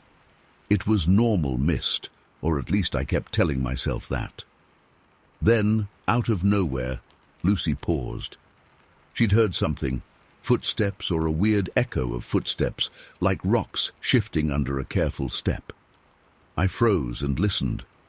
Sure enough, there was a slow, rhythmic crunch on the trail just behind us, like someone was trailing a few feet away. But our group was all accounted for. No one else was around. We turned around with our flashlights, but the space behind us was empty. I even walked back a little to see if maybe there was a raccoon or a stray dog. But the woods were deserted. That's when the anxiety really kicked in. My hair was standing on end, and I could feel this tingling at the back of my neck. We regrouped with the others just off the trail. They also swore they'd seen a dark shape moving along the tree line when our lights were turned the other way. One of them even pointed to a spot near some heavy brush where they thought it had disappeared. I aimed my flashlight there and saw only the fog drifting through the branches. At this point, a dense mist started gathering at ground level, thicker than before. It made it hard to see more than a few yards ahead. The silence was unnerving, like the forest was holding its breath. Every small sound became amplified, from my own footsteps to the occasional snap of a twig in the distance. We kept whispering to each other, trying not to cause a panic, but I could tell we were all thinking the same thing. Maybe that local story wasn't just a rumor. Lucy insisted we keep calm and continue, so we pushed forward on the trail a bit more. That's when things got stranger. The temperature dropped. I mean, a noticeable sudden chill that made me shiver. Then we heard a low humming sound, like someone chanting or singing under their breath. It was coming from somewhere deeper in the woods, off the trail, but it was impossible to pinpoint the exact direction. I remember Lucy grabbing my arm, her nails digging in because she was shaking. None of us spoke for several seconds. We just stood there, gripped by this tense electric feeling, listening to that eerie, drawn-out hum. It stopped abruptly, as if the source realized we were listening. I kept scanning the flashlight around, half expecting to see a person stepping out from behind the trees. But there was nothing, just swirling fog and darkness. We decided to head back. The uneasy feeling was getting overwhelming, and we had enough sense to realize we shouldn't push our luck. On the walk, those slow, crunching footsteps seemed to start up again, this time on the opposite side of the trail. It felt like something was circling us, darting just out of our flashlight range. My heart hammered in my chest. I tried to rationalize it. Maybe an animal was stalking us. But the rhythm was too deliberate, like it was matching our pace on purpose. By the time we reached our campsite, we were practically jogging. The 5 of us gathered around the small fire pit, breathing heavily. Lucy was trying to keep everyone calm, but her voice was unsteady. We listened again. Sure enough, there was a dull thud, almost like a heavy step, just beyond our tents. Nobody else was out there, at least not anyone we recognized. Then, as suddenly as all this started, it stopped. The footsteps, the humming, the chilling presence, everything went dead quiet. Even the fog seemed to thin out, as if it was never there to begin with. We stayed up for another hour or so, waiting to see if anything else happened, but it was like the forest had returned to normal. We even walked a few yards around the perimeter of our camp, searching for footprints or any sign someone had been messing with us. Nothing. No tracks, no broken branches, no indication that a person or animal had been there. I remember Lucy looking absolutely stunned. She's the kind of person who needs logical explanations for everything, and there was none to be found. We packed up at first light, still feeling rattled. We left Connelly Springs by midday, since our main research was done, and we agreed that another night out there wasn't worth it. Looking back, I can't shake the feeling that we stumbled into something we weren't supposed to see, some sort of presence or phenomenon that the locals had tried to warn us about. It didn't exactly harm us, but it made it very clear we weren't welcome. To this day, I can't explain those footsteps following us in perfect unison, or that haunting chant in the mist. None of our photos or recordings captured anything concrete, just a few blurry frames of fog. Whenever I think of that night, I get chills. I've camped in plenty of places, and I've never felt fear like that. It was almost like the forest itself was alive and aware of our presence, letting us know we should leave. After everything, we just left. No big dramatic ending, no final confrontation. One moment, the terror was there, and the next, it vanished, leaving us with more questions than answers. Even now, I don't know what exactly happened in those woods, but I'll never forget that feeling of something hidden watching us through the fog, making sure we didn't stay too long. And I doubt any of us ever will. Story 14. I still remember that evening in 2016 like a scar I can't forget. I was staying in Outer Falls, a tiny place near the state park in Maine, helping a friend with some fishing work for the week. That day had been normal enough. We checked some traps, sorted our haul, and grabbed a quick meal at a local diner. But by late afternoon, everyone in the village seemed tense. The talk was all about strange footsteps at night and missing people, and it was impossible not to feel the hush that fell over the place once the sun dipped behind the trees. I'd heard the rumors for a couple of days. Folks said they'd come back early from the docks because they'd felt watched once darkness settled in. There was this thick feeling in the air, like waiting for a storm. They told me about Jonah Brooks, the park ranger who'd tried to patrol the area at night. He never found anything but insisted something was following him. Footsteps matching his own, always just out of sight. I'm not usually one to believe in weird stuff, but I couldn't help feeling drawn in. It was as if the whole village carried this tension that I'd never sensed anywhere else. That night I convinced myself I needed to see if the stories had any truth. I packed a flashlight, some water, and a light jacket. Temperatures dropped fast around Outer Falls. There was no one around when I headed out, just a few dim porch lights flickering in the distance. I'd be lying if I said I wasn't nervous, but some part of me just had to know. I followed the main trail toward the edge of the forest, the one that branched off toward the deeper wetlands. Normally, I love the smell of pine and damp earth, but I remember feeling this knot in my stomach. Everything seemed unnaturally quiet. Even the usual night insects and distant owls were silent. I clicked on my flashlight, but the beam felt almost weak against the thick darkness between the trees. As I walked deeper, I heard them, slow, deliberate steps that seemed to match mine.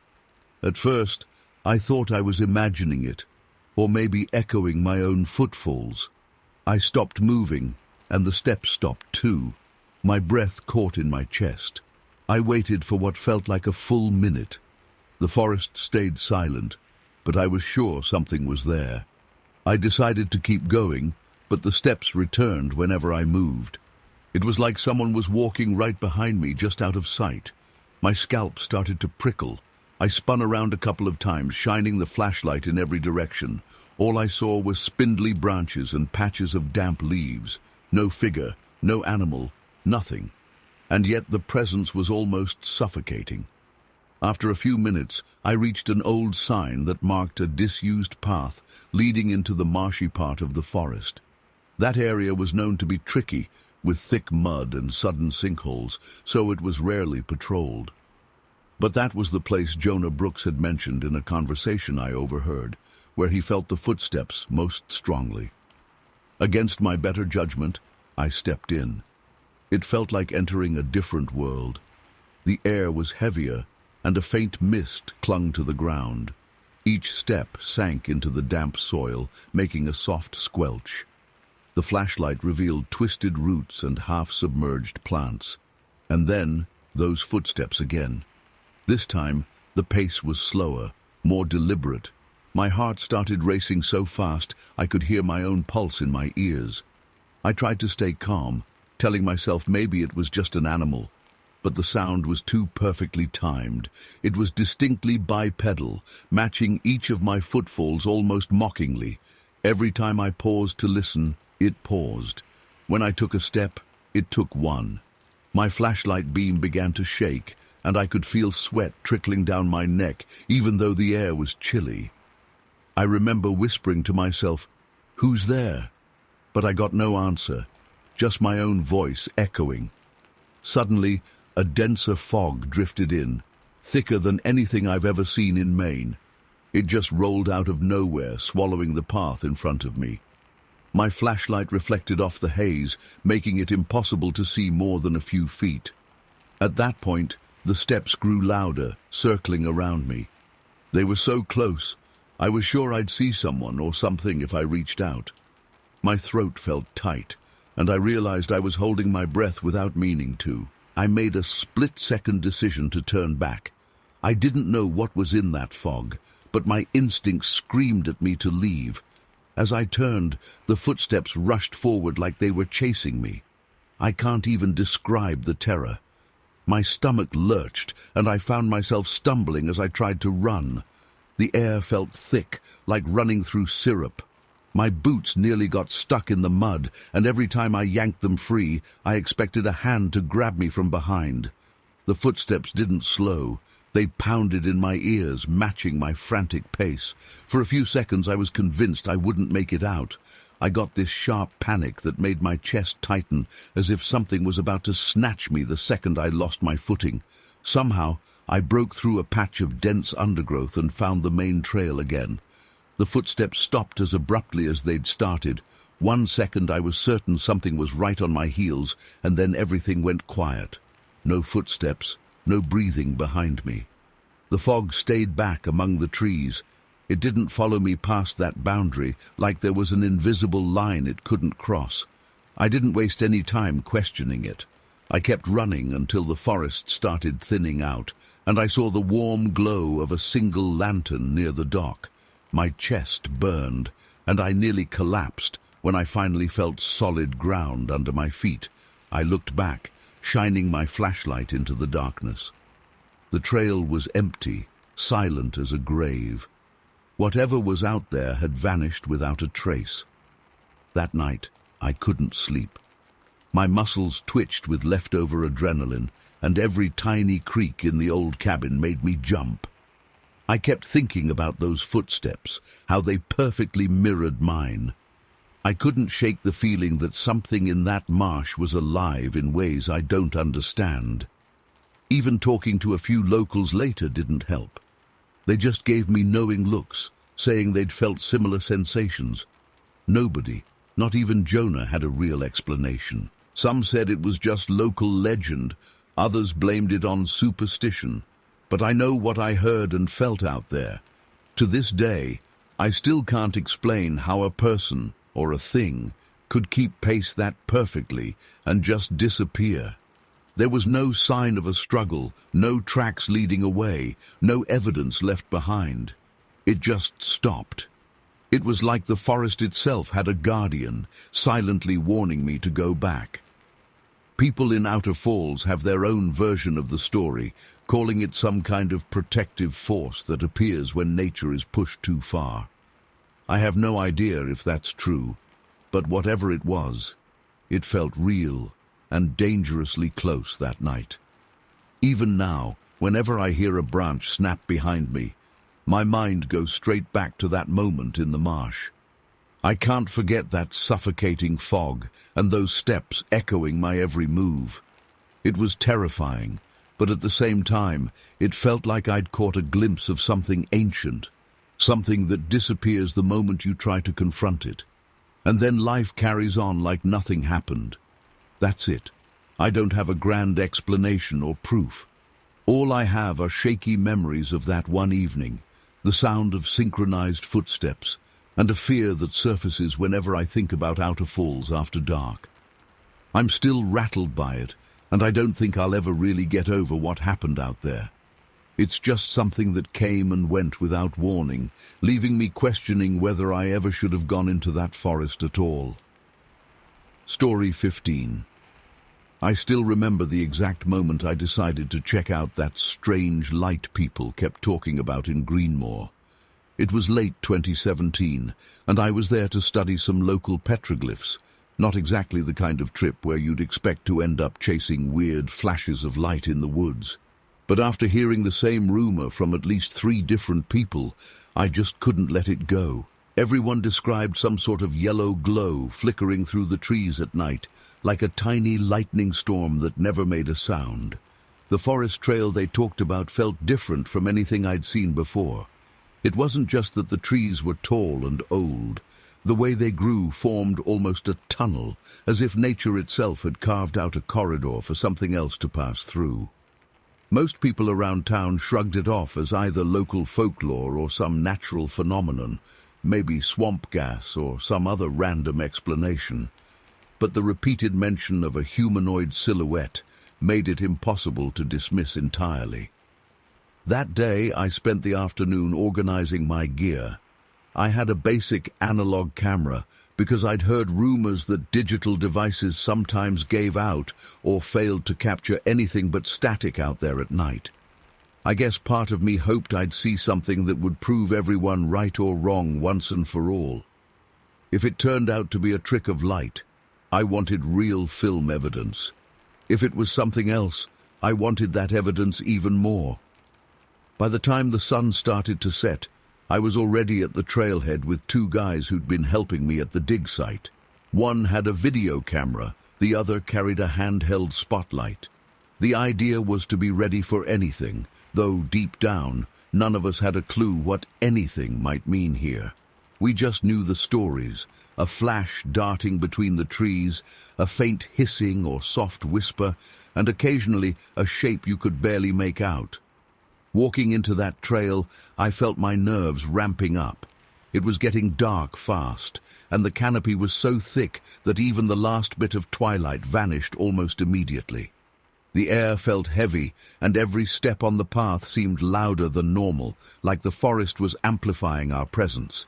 At one point, I heard a branch snap in the distance, and my heart jumped. But it turned out to be nothing, just the wind or maybe some animal. Still, my whole body was on edge. About 10 minutes in, we reached a spot where the trees seemed to tighten, practically hugging the trail. The guys started fumbling with the video camera, trying to set it up on a small tripod. But then I heard it, a gentle whoosh, like a gust of wind blowing through a tunnel. The hairs on my neck stood up.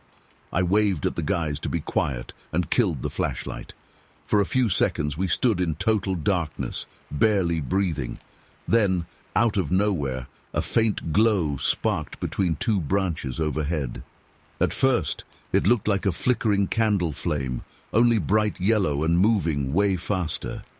It dashed from right to left, disappearing behind a trunk. The entire forest went silent. Even the crickets seemed to stop. I couldn't see where it went, but I felt like it was watching us, waiting. One of my assistants pointed the spotlight toward the spot where we last saw the flicker, but the light cut through empty branches. Nothing was there. We continued forward, more cautious than ever. Every time we thought we saw movement, we tried to film it. The problem was, that thing, whatever it was, moved so fast that we mostly ended up with shaky footage of trees and darkness. Then we heard the whisper-like sound again, only this time it came from directly above. My assistant swung the spotlight upward, and we all froze. For a split second, I saw a bizarre outline perched on a high branch, something long-limbed and almost translucent, glowing in that same faint yellow tone. I'm not exaggerating when I say my stomach twisted in knots right then. It was like my body recognized danger before my mind could process it. I don't know if it had eyes or a face, but I felt its gaze. My assistant cursed under his breath, while the other one desperately tried to get the camera in focus. Before he could, the shape leaped, actually leaped, across a gap in the canopy, leaving a bright streak behind it. We panicked. One of the guys shouted he wanted to go back, but I insisted we keep filming, at least for a little bit longer. I'm not proud of it, but curiosity got the better of me, and I wanted proof that this wasn't just a figment of my imagination. Adrenaline pumped through me, making me ignore how terrified I actually was. Cautiously, we followed the path to a bend where the trees formed a tighter arch.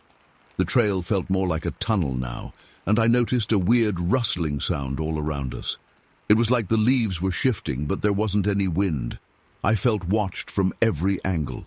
Right then, the spotlight flickered, and I heard the faintest crackle, like static in the air. Suddenly, a bright flash erupted right in front of us. It was almost blinding, a bolt of yellow that made us all reel back. When I blinked away the spots in my vision, I realized the shape was right there, maybe 10 feet away, hovering at eye level. It was humanoid in a very loose sense. Elongated limbs, a narrow torso, and a soft glow radiating out of its body. I couldn't see any facial features, but I sensed some kind of awareness. My heart pounded so hard I thought I'd pass out. Then it vanished, darting off to the right like a streak of lightning. My assistants were shouting for me to do something, but I just stood there, stunned. A few seconds later, we heard that whisper sound again. Only this time it was behind us, back near the curve of the trail we'd just passed. It was almost as if it was circling us, testing us. That was enough. We decided we'd pushed our luck. We started walking briskly back toward the entrance, tripping over roots and stumbling in our hurry. The forest seemed darker than before, like the shadows had thickened. Every now and then, I'd catch a quick yellow flicker in the corner of my eye, but whenever I turned, there was nothing there. It felt like the entire walk back took hours, though it probably was only a few minutes. Once we finally made it out, the air felt clearer, like we'd stepped out of a vacuum. We tried reviewing the video footage right away, but most of it was just black frames and shaky beams of light. However, there was this brief section, maybe 2 or 3 frames, where you can see a slender shape clinging to a branch, glowing slightly against the night sky. It's still the creepiest thing I've ever recorded, and it makes my skin crawl, even thinking about it now. The next morning, I told a couple of people at the local museum, thinking they'd be just as freaked out as I was. But they just nodded, like this was old news to them, and mumbled something about harmless lights or forest spirits. Some folks believe it's just ball lightning or some reflection from minerals in the hills, but that doesn't even come close to explaining the humanoid form we caught on film. I've never been able to make sense of what we saw that night. It didn't feel hostile, but it sure as hell didn't feel natural. To this day, I can't explain why it singled us out, or why it kept circling us like that. After that incident, I tried going back one more time, just before I left town, but I never saw anything again. It was like it appeared out of nowhere, and then vanished just as quickly, leaving me with a bunch of unanswered questions and an unsettling feeling that maybe some things are better left alone. I've done a lot of field work in remote places, and I've seen my fair share of odd occurrences, but what happened that night in Greenmore stands out as the most unsettling encounter of my life. Even years later, recalling the details gives me chills. I have no neat explanation, no grand conclusion, just that eerie memory and a couple of fuzzy frames on film that still make my hands shake when I look at them. I sometimes wonder if it was warning me, or just curious about us being there. Either way, I can't forget it, and I doubt I ever will. Story 16. I remember that day in 2019 like it was yesterday. My sister Vanessa and I had decided to spend some time at our family's old property in Albright, West Virginia. It's been in our family for generations, though I'd never paid much attention to the stories or legends surrounding that lake. We just wanted to get away from the city for a bit, reconnect with our roots, and maybe enjoy some peaceful nights. Our family's cabin sits right by the water, with huge pines all around. It's a spot that feels both calming and oddly tense, especially if you know where to look. People around town still swap these old tales about a hooded figure, like a silent guardian, they say. At first, I wasn't sure if it was just the usual local lore, but something about this place makes those stories feel more real. Maybe it's the sheer quiet. You can almost hear your own heartbeat once the sun sets. Vanessa and I were curious. We'd heard rumors from the neighbors, and this old fisherman who came by one afternoon told us he'd seen this protector gliding across the submerged rocks. He insisted it wasn't harmful, just secretive, like it was patrolling. That same evening, we decided to stay on the cabin's porch, where we had a perfect view of the lake. No city lights, no noise, just the water reflecting the sky and the outlines of the pines against the dim moonlight. It was later than I realized, maybe close to midnight, when Vanessa and I were out there in total darkness. We kept the lights off so our eyes could adjust. After half an hour, your ears start picking up every tiny rustle, like wind cutting through trees or some small critter scurrying around. We were both tired, but there was an excitement in the air that kept us alert. It's weird how, when you think there might be something watching you, you become hyper-aware of every single sound.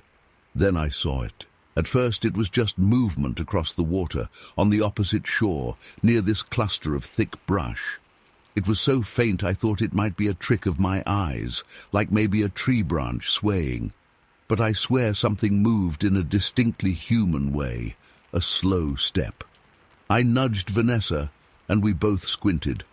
By the time we got our flashlight to that side, there was nothing. The shore was empty. All we heard was the water gently lapping at the land. We convinced ourselves it was probably a deer or some other animal. But honestly, inside, I felt uneasy. It wasn't like spotting a deer bounding away. The movement was deliberate, slow, and tall, if that makes sense. And even though we didn't see a face, it almost felt like it was looking right back at us. I tried to shake off the feeling, telling myself I was just scaring myself. But Vanessa noticed I was on edge and suggested we head inside for the night. After tossing and turning in bed for a while, I told myself I'd just step onto the porch again, get some fresh air, and maybe settle my nerves. It was probably close to 2 a.m. when I opened the door, trying not to wake Vanessa. This time, I didn't even bother with the flashlight. My eyes had grown used to the dark, and the moon was brighter than before. I stood there for a good 10 minutes, hearing crickets and the occasional owl hoot, when I caught sight of something on the narrow path near the shoreline. It was just a silhouette, but I could see the shape of a hood or cloak. It moved slowly, almost like it was gliding rather than walking. My heart pounded so hard, I thought I'd drop right there. Despite my fear, I took a few steps off the porch to get a better view.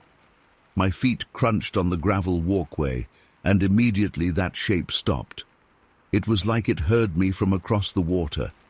We just stood there, staring at each other from maybe 60 or 70 feet away. I wish I could describe its face, but the hood covered everything. Or maybe it didn't even have a face. I genuinely don't know. My entire body felt like ice.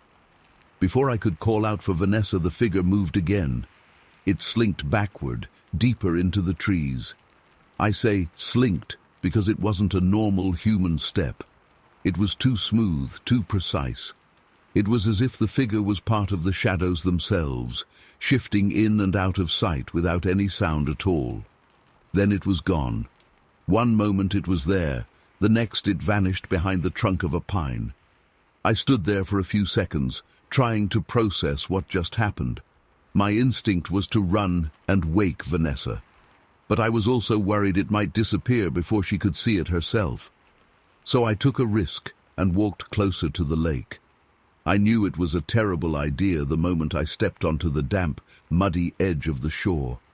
The air smelled dense, like wet pine needles and moss, and all I could think was, I'm being watched. My heart hammered against my chest, and I tried to be as quiet as possible. The moonlight reflected on the water, enough to show me that nothing was standing at the exact spot anymore. But near the edge of the trees, there was a subtle flicker of movement, like a fabric rustling. I couldn't help myself. I called out, "Hello?" in a hushed tone. No response. Of course, no response. Suddenly a branch snapped behind me and I almost screamed. I spun around expecting to see someone, but it was Vanessa, barefoot, wrapped in a sweater, looking as terrified as I felt. She'd woken up and noticed I wasn't in bed. When she saw me standing by the shore, she came to check on me. I motioned for her to stay quiet and pointed toward the opposite tree line, but we couldn't see anything, just the dark outline of pine needles in the faint moonlight. We stood there, side by side, listening. At first, it was silent. Then, from across the lake, we heard the softest splash, not like someone throwing a rock, but a gentle disturbance in the water. We aimed our flashlight over there, hoping for a glimpse, but it was like shining a light into pure blackness. The water reflected the beam, making it harder to see anything beyond that glare. We kept searching for any trace of movement, but everything was still. Vanessa suggested we walk around to the other side. I wasn't sure that was the smartest idea, but part of me wanted answers. So we started circling the edge of the lake, using the flashlight carefully, trying not to trip over exposed roots. The pines were thick, and once we were under that canopy, every sound echoed strangely.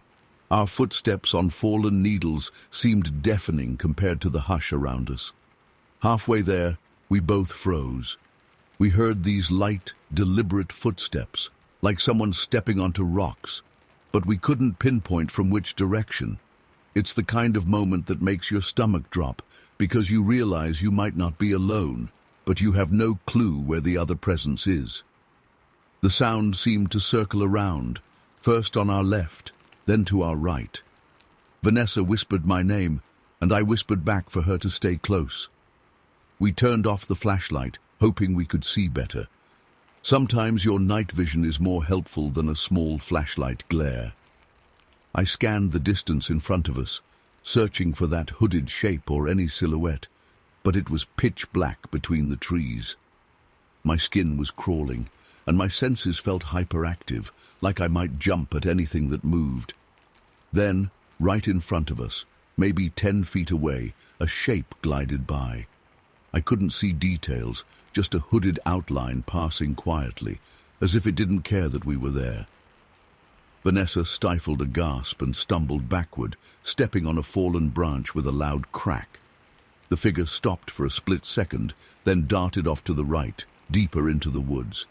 It didn't look human, at least not in the way it moved. It was too smooth, and the distance it covered in just a second or two was unnerving. We tried to follow, even though every instinct in my body screamed to run back to the cabin.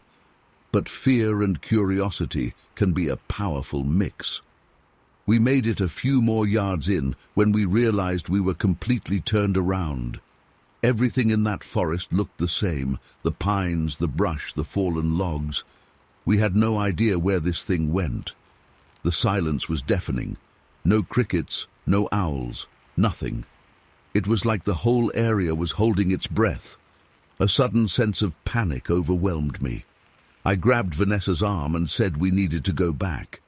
We started retracing our steps, but my heart wouldn't stop pounding.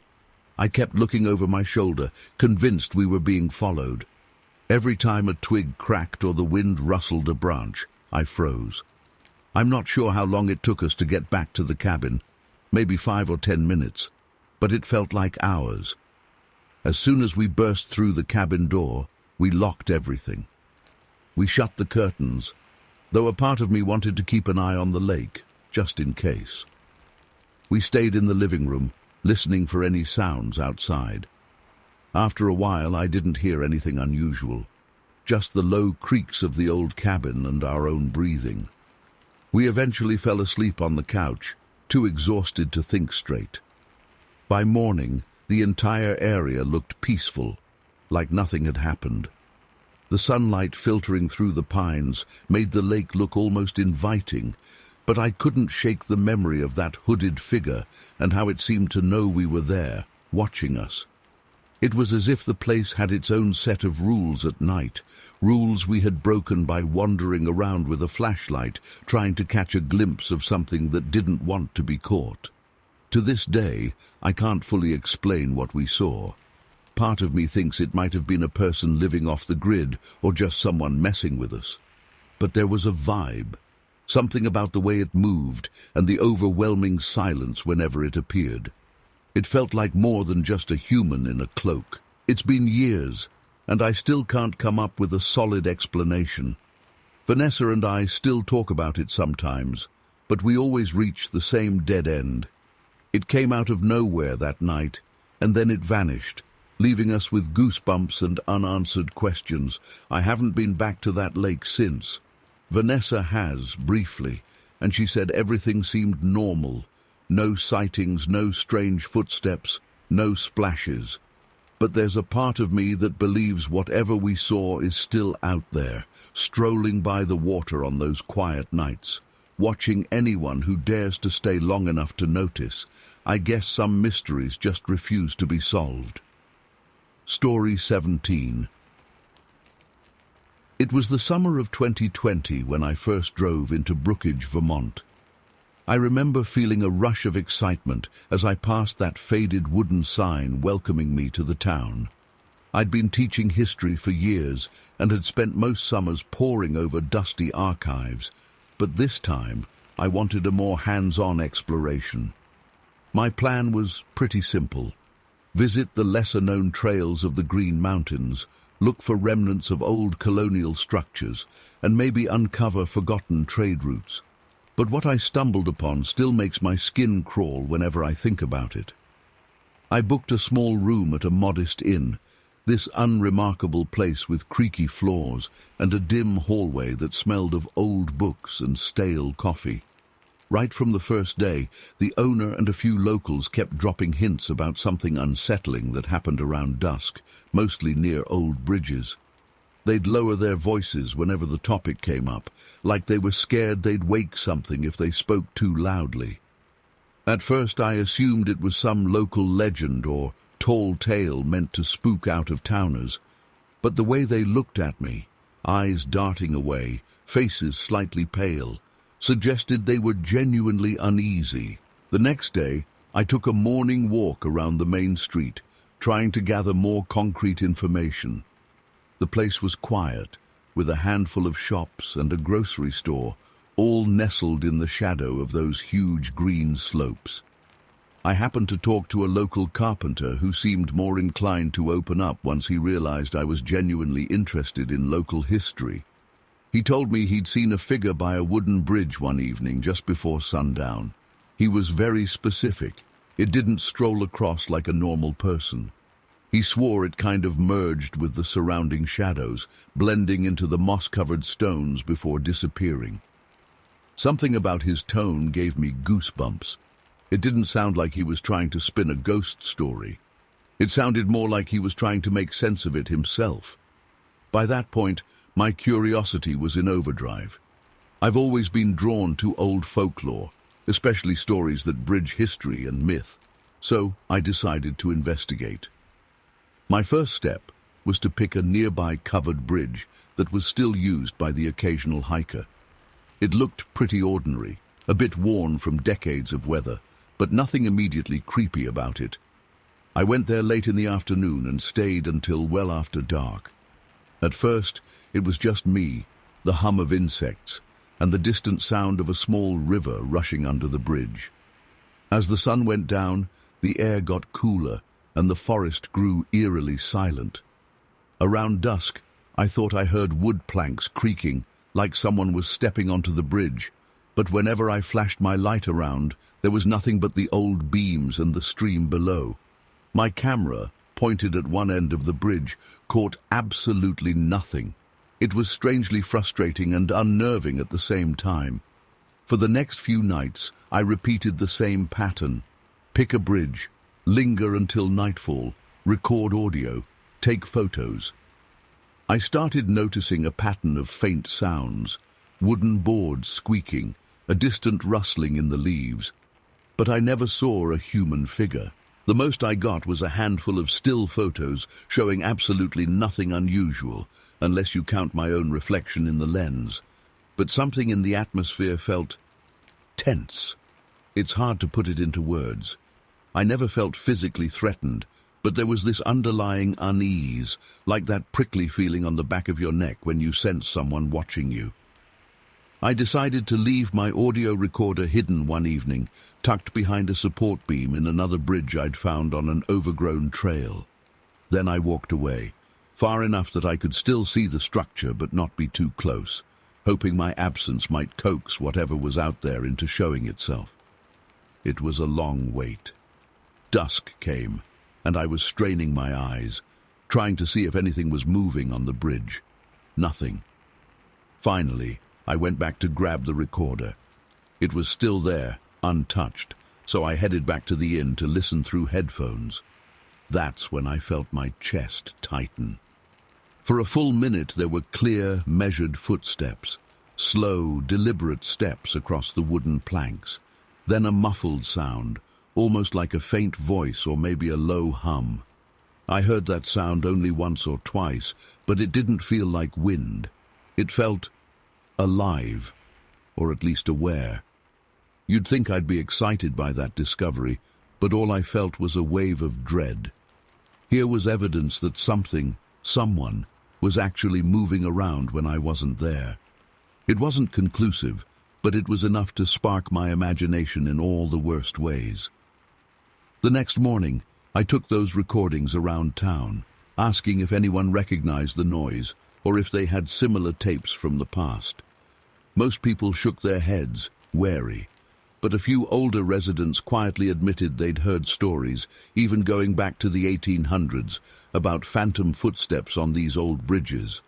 Some had read about them in diaries stored in the local archives. Others said their grandparents whispered about seeing a faint figure in old-fashioned clothes fading into the darkness, though no one had a concrete photograph or anything like that. I spent an afternoon sifting through the local archives, flipping through brittle pages of diaries and newspaper clippings. Each mention of these experiences was brief, almost casual, but they all lined up.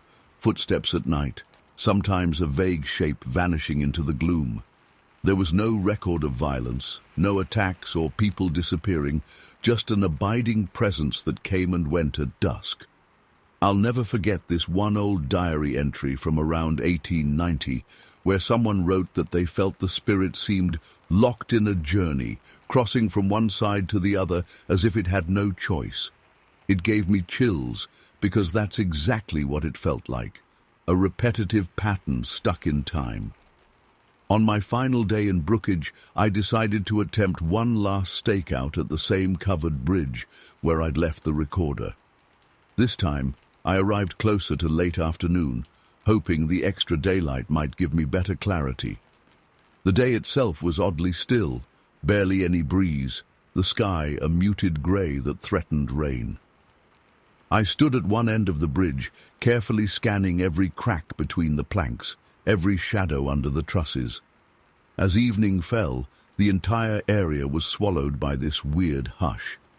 No birds, no rustling leaves, not even the normal hum of insects I'd grown used to. Then it happened.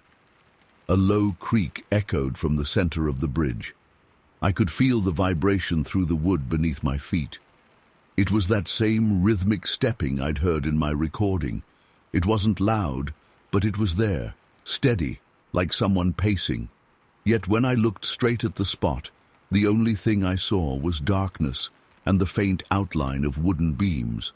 My heart was hammering, and for a moment I thought I saw a shape, like a vaguely human outline, just for a split second, right near the edge of the bridge.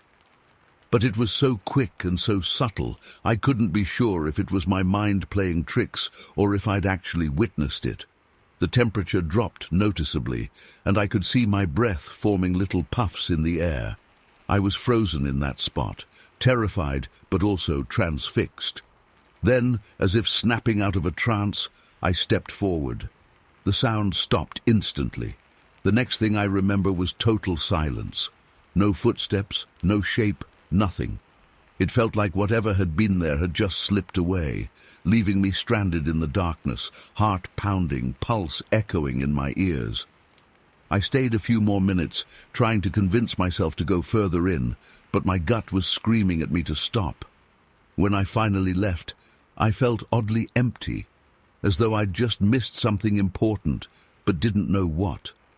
I packed up my stuff the next morning, feeling unsettled and oddly disappointed. For all my investigations, the audio tapes and local stories, I still didn't have a solid answer. It was more like I'd walked right up to the edge of a lingering mystery, but could only stare into it, unsure of what lay beyond. Since that summer, I've gone back to my routine of teaching and lecturing. But every now and then, I'll replay those recordings, and I still feel that same jolt of unease. I can't explain what I heard, or the strange moment on that bridge. I've looked into local legends in other parts of Vermont, but nothing quite matches what I experienced in Bookage. It's as if that presence is tied to those bridges, repeating a path nobody else truly understands. And to this day, whenever I catch the sound of creaking wood in a quiet place, I feel a cold shiver crawl up my spine and remember that fleeting glimpse of a figure dissolving into the darkness. Whatever it was, I'm not entirely sure it ever left. Sometimes I think it's still out there, crossing those old bridges at twilight, fading in and out of history, long after everyone has stopped paying attention. Then other times, I wonder if it really was just my imagination running wild. But in my gut, I know what I felt, and I can't shake the feeling that somewhere, in those quiet mountains, something continues its endless walk. And for reasons I can't explain, that silence haunts me more than any sound ever could. Story 18. I was 17 back then, and it was one of those late September days when the sun starts setting earlier, but the warmth still lingers. My family had come back to Maple Creek for our usual harvest at the Rasmussen Orchard, something we'd been doing every autumn for generations. I remember that day feeling different from the start. There was this weight in the air, like the wind was waiting to carry some secret it hadn't whispered yet. I'd spent most of the morning picking apples with my parents, minding my own business, but keeping an ear out for any more gossip about that mysterious figure people said sometimes crossed the dirt road at twilight. Rumors had been flying around for weeks, and everyone seemed to have a different version. Some insisted it was an animal, others swore it was a person, and the oddest rumor was about some old caretaker spirit watching over the orchard. I wasn't convinced, but a tiny part of me was itching to see something unusual. So when the evening rolled in, I decided I was going to set up near the edge of the orchard, right by that dirt road. I'd done this before, but that night I felt more prepared, or at least more desperate to catch a glimpse of whatever was out there. I had a flashlight, a thermos of coffee, and those reflective tapes my friends and I had stuck on a few tree trunks earlier in the week. Every so often, I'd scan the rows of apple trees with my borrowed night vision binoculars, hoping to see a deer or maybe that fleeting silhouette everyone was talking about. The orchard got really quiet after sundown. Usually you hear insects chirping or the distant hum of a tractor, but that night it all just died out in this creepy hush. Even the breeze that had been rustling the branches an hour before was gone, like someone had flipped a switch and turned off every sound. My heart started beating louder than any cricket could have. I swear I could practically feel my pulse echo through the orchard. I was sitting near a wooden crate, half buried in fallen leaves, when I caught this small reflection in the distance. One of our reflective tapes glimmered for just a split second. My first thought was that it might just be my flashlight hitting it at an odd angle, but then I noticed it wasn't me moving the beam. The reflection seemed to pulse, like something had brushed past that tree. I stood up slowly, trying to keep calm, but my legs felt shaky. There was this narrow path that cut across the orchard, heading toward the dirt road. I decided to follow it quietly, even though I was alone. A part of me told me to go back, but curiosity pulled me forward. My sneakers crunched on the dry leaves, and I hated how loud each step sounded. As I approached where I'd seen the reflection, I noticed something weird. The branches overhead looked darker than usual, almost black against the moonlit sky. That was normal at night, of course, but it felt wrong somehow, like the orchard was heavier. Then I heard it, a slow step, distinct but not forceful, like someone was walking barefoot on the grass. I froze and clicked off my flashlight, thinking maybe I could see better without it. My eyes started adjusting to the dark, and that's when I caught a glimpse of something between the trees. It was a figure, tall and still, just kind of standing there. I couldn't make out any features, but I saw the outline of what looked like a broad hat.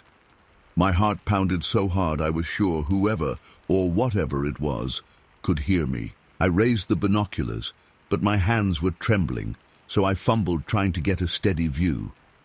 By the time I managed to focus, the figure was gone, just vanished behind the trunk of a gnarled apple tree. I held my breath, waiting to hear footsteps, or at least see movement. But there was nothing, just the oppressive silence. I told myself it was probably a neighbor, or even a trick of the light, so I forced myself to move forward.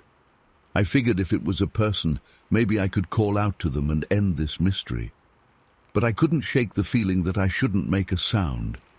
It was almost an instinct, like if I spoke or shone the flashlight, something bad would happen. Further in, I noticed one of the apple trees had a broken branch, and the fruit beneath it was rotting, which was odd because we were usually thorough about picking up damaged apples. The stench of decay was thick. I leaned closer with my flashlight, and I saw footprints in the squishy ground, bare footprints, half sunk in the muddy patch under the tree. They looked fresh. My pulse kicked up again. The prints led away from the orchard toward a small wooden fence that separated our property from the old path that looped around. I decided I would follow them, even though everything in my gut told me to get out of there. Stepping slowly, I tried to match my steps to the footprints, just to see if they were an adult's size or maybe a teenager's. They were bigger than mine, narrow but long, leaving an odd shape in the mud. I was maybe 10 feet from the fence when that wind picked up out of nowhere. It wasn't a gentle breeze. It felt like a gust that came straight from behind me, carrying the sickly sweet smell of the orchard's damp ground. Leaves whipped up around my ankles, and I spun around, expecting to see someone standing right there. But nothing was behind me. There was only the dark stretch of trees, their silhouettes swaying in the sudden wind.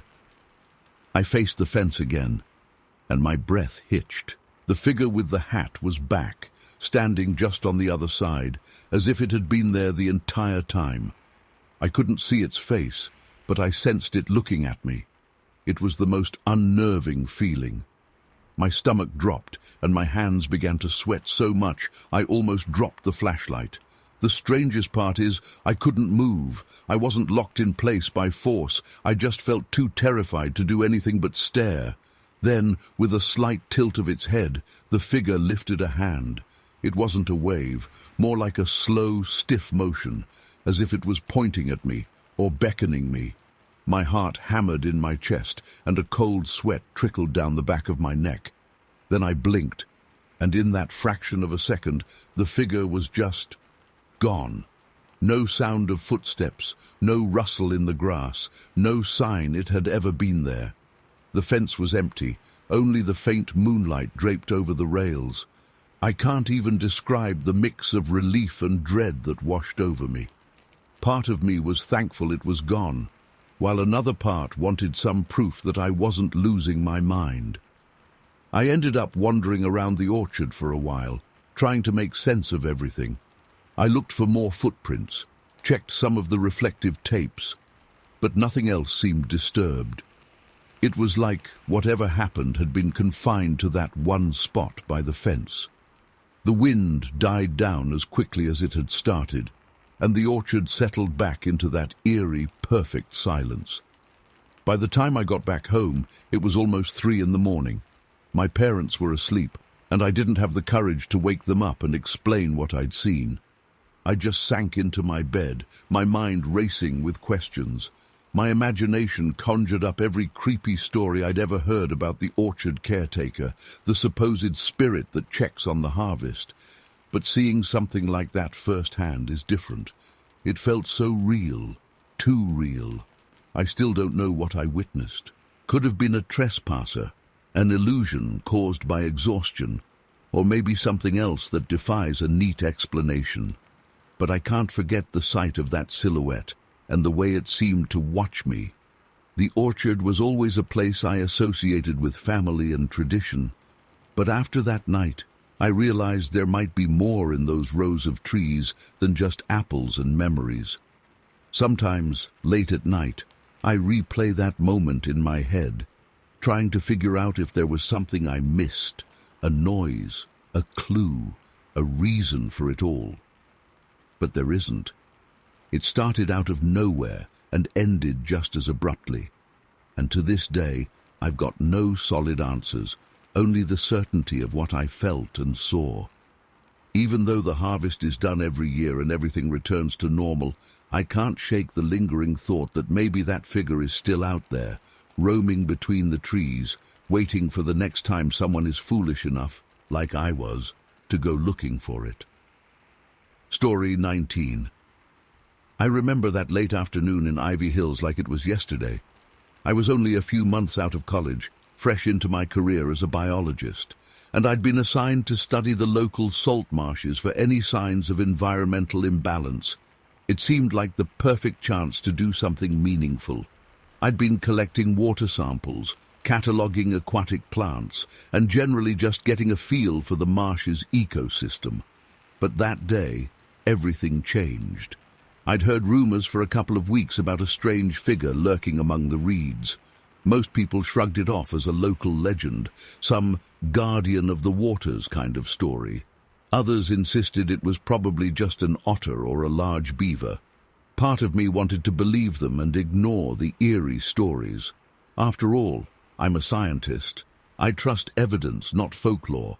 But the chatter wouldn't stop. Fishermen swore they spotted something that walked more upright, with longer arms, and it usually appeared right around dusk, when the tide was just high enough to flood the edges of the marsh. That particular day, the sky was overcast, and the marsh felt heavier than usual. The ground was so saturated that each step I took sank deeper into the sludge. The air smelled brackish, a mix of salt water and decaying plant matter. Normally, I found that odor mildly unpleasant, but nothing I couldn't handle. That day, though, it made my stomach tighten, as if my body sensed something off. I had a camera with a decent zoom lens and a small camouflage tarp I'd rigged into a makeshift hideout. I remember feeling kind of silly crawling underneath it, but I told myself it was worth it if I could get any proof of whatever people were claiming to see. I set up near a cluster of tall grasses that spread like a thick wall, figuring if anything was going to emerge, it might do so at the edge of that dense area. Time passed slowly. There wasn't much wind, so the reeds were still, and every little rustle felt amplified. For the first hour or so, I only noticed the usual suspects. A couple of birds picking at small fish, a raccoon sniffing around for crabs. I started thinking maybe I'd wasted my time, and my legs were going numb from kneeling in the mud. Then I heard it, a soft, squelching sound, like something heavy stepping into wet ground. My heart practically leaped into my throat. It didn't sound like a typical animal skittering around. It was more deliberate, almost cautious, if that makes sense. My hands were shaking, but I aimed the camera in the direction of the noise. Through the lens, I could see a patch of reeds swaying, but there was no wind. I felt this cold rush of adrenaline. Something was definitely moving in there. I snapped a few photos, but I couldn't make out a clear shape. It was like this dark mass hidden behind layers of vegetation. I shifted slightly to get a better angle, ignoring the mud that seeped into my shoes. That's when I noticed how silent it had become.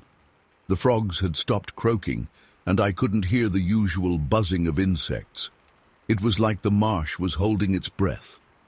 Suddenly, I got a glimpse, just for a second, of something that looked like a shoulder or a bent arm. It was dark, maybe covered in slick mud or algae, but it looked more human-shaped than any animal I've seen. The angle was awkward, and the reeds blocked most of it, but my stomach twisted. It didn't seem right. Instinctively, I lowered the camera and just stared, trying to process what I was seeing. Part of me wanted to run, but another part was too curious to move. I thought maybe it was a person squatting in the marsh, but the proportions seemed off. The arm looked too long, and the skin, or whatever was covering it, seemed too smooth, almost slimy. Before I could zoom in again, it sank lower into the vegetation, as if it sensed my presence. The reeds stopped swaying, and I couldn't see a thing. I decided to try and approach, slowly, so I crawled out from under the tarp. I remember thinking how crazy I must have looked, covered in mud, camera clutched to my chest, heart pounding. Each step felt like it was producing a deafening squish, even though I was trying to be as quiet as possible. I kept expecting to hear that same sound of movement, but everything stayed silent. After maybe 10 or 15 steps, I saw ripples in a shallow pool among the reeds. The water was murky, so I couldn't see what was beneath the surface, but I noticed the ripples were spaced in a weird pattern, like something was dragging itself through the water in slow motion. Then, abruptly, they disappeared, and the surface went still. My instincts screamed at me to get out of there. I wasn't armed with anything except a camera and my phone, and the day was growing darker. But I had come all that way, and I felt this obligation to figure out what was going on. So I stood there, scanning the marsh for any hint of movement. Out of the corner of my eye, I spotted a silhouette in a slightly more open area, maybe 40 feet away. It was tall, hunched, and its arms seemed to hang at an odd angle. My heart started hammering so loudly I was sure it could hear me. I lifted my camera, snapping picture after picture, but the lighting was awful, and the figure kept weaving in and out of the reeds. At one point it turned its head. I think it looked directly at me. I can't prove it, but I felt its stare. It was such an unsettling moment that I almost dropped the camera. Then I heard a low sound, like a guttural rumble, not quite a growl, but more of a deep vibration. It sent a chill up my spine. My knees actually wobbled. I'd never felt fear like that in my life. It was so primal. The figure backed away, disappearing into a thicker patch of reeds, and I just stood there, my pulse thudding in my ears. I debated whether to follow or run back. In the end, my rational mind won out. I didn't want to track a potentially dangerous creature alone in a marsh at dusk. So I retreated toward my little hideout, half stumbling in the mud. When I got back under the tarp, I listened for a while, but I didn't hear any more steps. I was half convinced I'd been imagining things, except I knew I had photos, blurry as they might be. My thoughts were racing. Was it really an animal? Or was it a person living out here off the grid? The way it moved, something about it felt almost unnatural, but I couldn't put my finger on why. As the sky darkened, a light rain started to fall, adding this eerie hiss to the already tense atmosphere. Every drop that hit the tarp made me jump. The longer I stayed, the more paranoid I felt. I kept glancing around, feeling like I was being watched from every angle. Finally, I decided I'd had enough. My nerves were shot, and I was starting to worry about getting stuck in the mud after nightfall. I gathered my gear, trudged back to my car, and didn't dare look back. My clothes were soaked and my shoes caked in mud, But that was the least of my concerns. My mind was stuck on the images I'd taken. Could they confirm what I saw? Or was it just going to be some unrecognizable blur? When I got home, I immediately uploaded the photos to my laptop. My heart sank when I realized they were mostly just dark smudges and grainy outlines of reeds. In one or two shots, I thought I could see a vague shape, something that definitely didn't look like a normal animal. But it was nowhere near clear enough to be definitive. I wanted to scream. Nobody would believe me. I sat there, replaying the day in my head. I'd never felt that kind of dread, like something you can't explain is right next to you, watching you. It wasn't just the sight of that figure. It was the silence, the sudden shift in the environment, as if every living creature in that marsh was holding its breath. And that weird rumble I heard still echoes in my memory. I can't describe it perfectly, but it was unsettling in a way that words can't capture. I still had to report my environmental findings, so a couple of days later, I handed in my data about the salinity levels and the possible imbalance in the marsh's water circulation. I included a tiny note about unidentified wildlife presence, not wanting to sound like I'd lost my mind. When I tried to bring it up casually to a local fisherman, he gave me this knowing nod, like he'd been expecting me to mention it. All he said was something like, "Happens whenever the waters aren't right, you know." I asked him to elaborate, but he just shrugged and changed the subject. I didn't press him. I could tell he didn't want to talk about it. In the end, I left Ivy Hills a short while later, finishing my fieldwork there.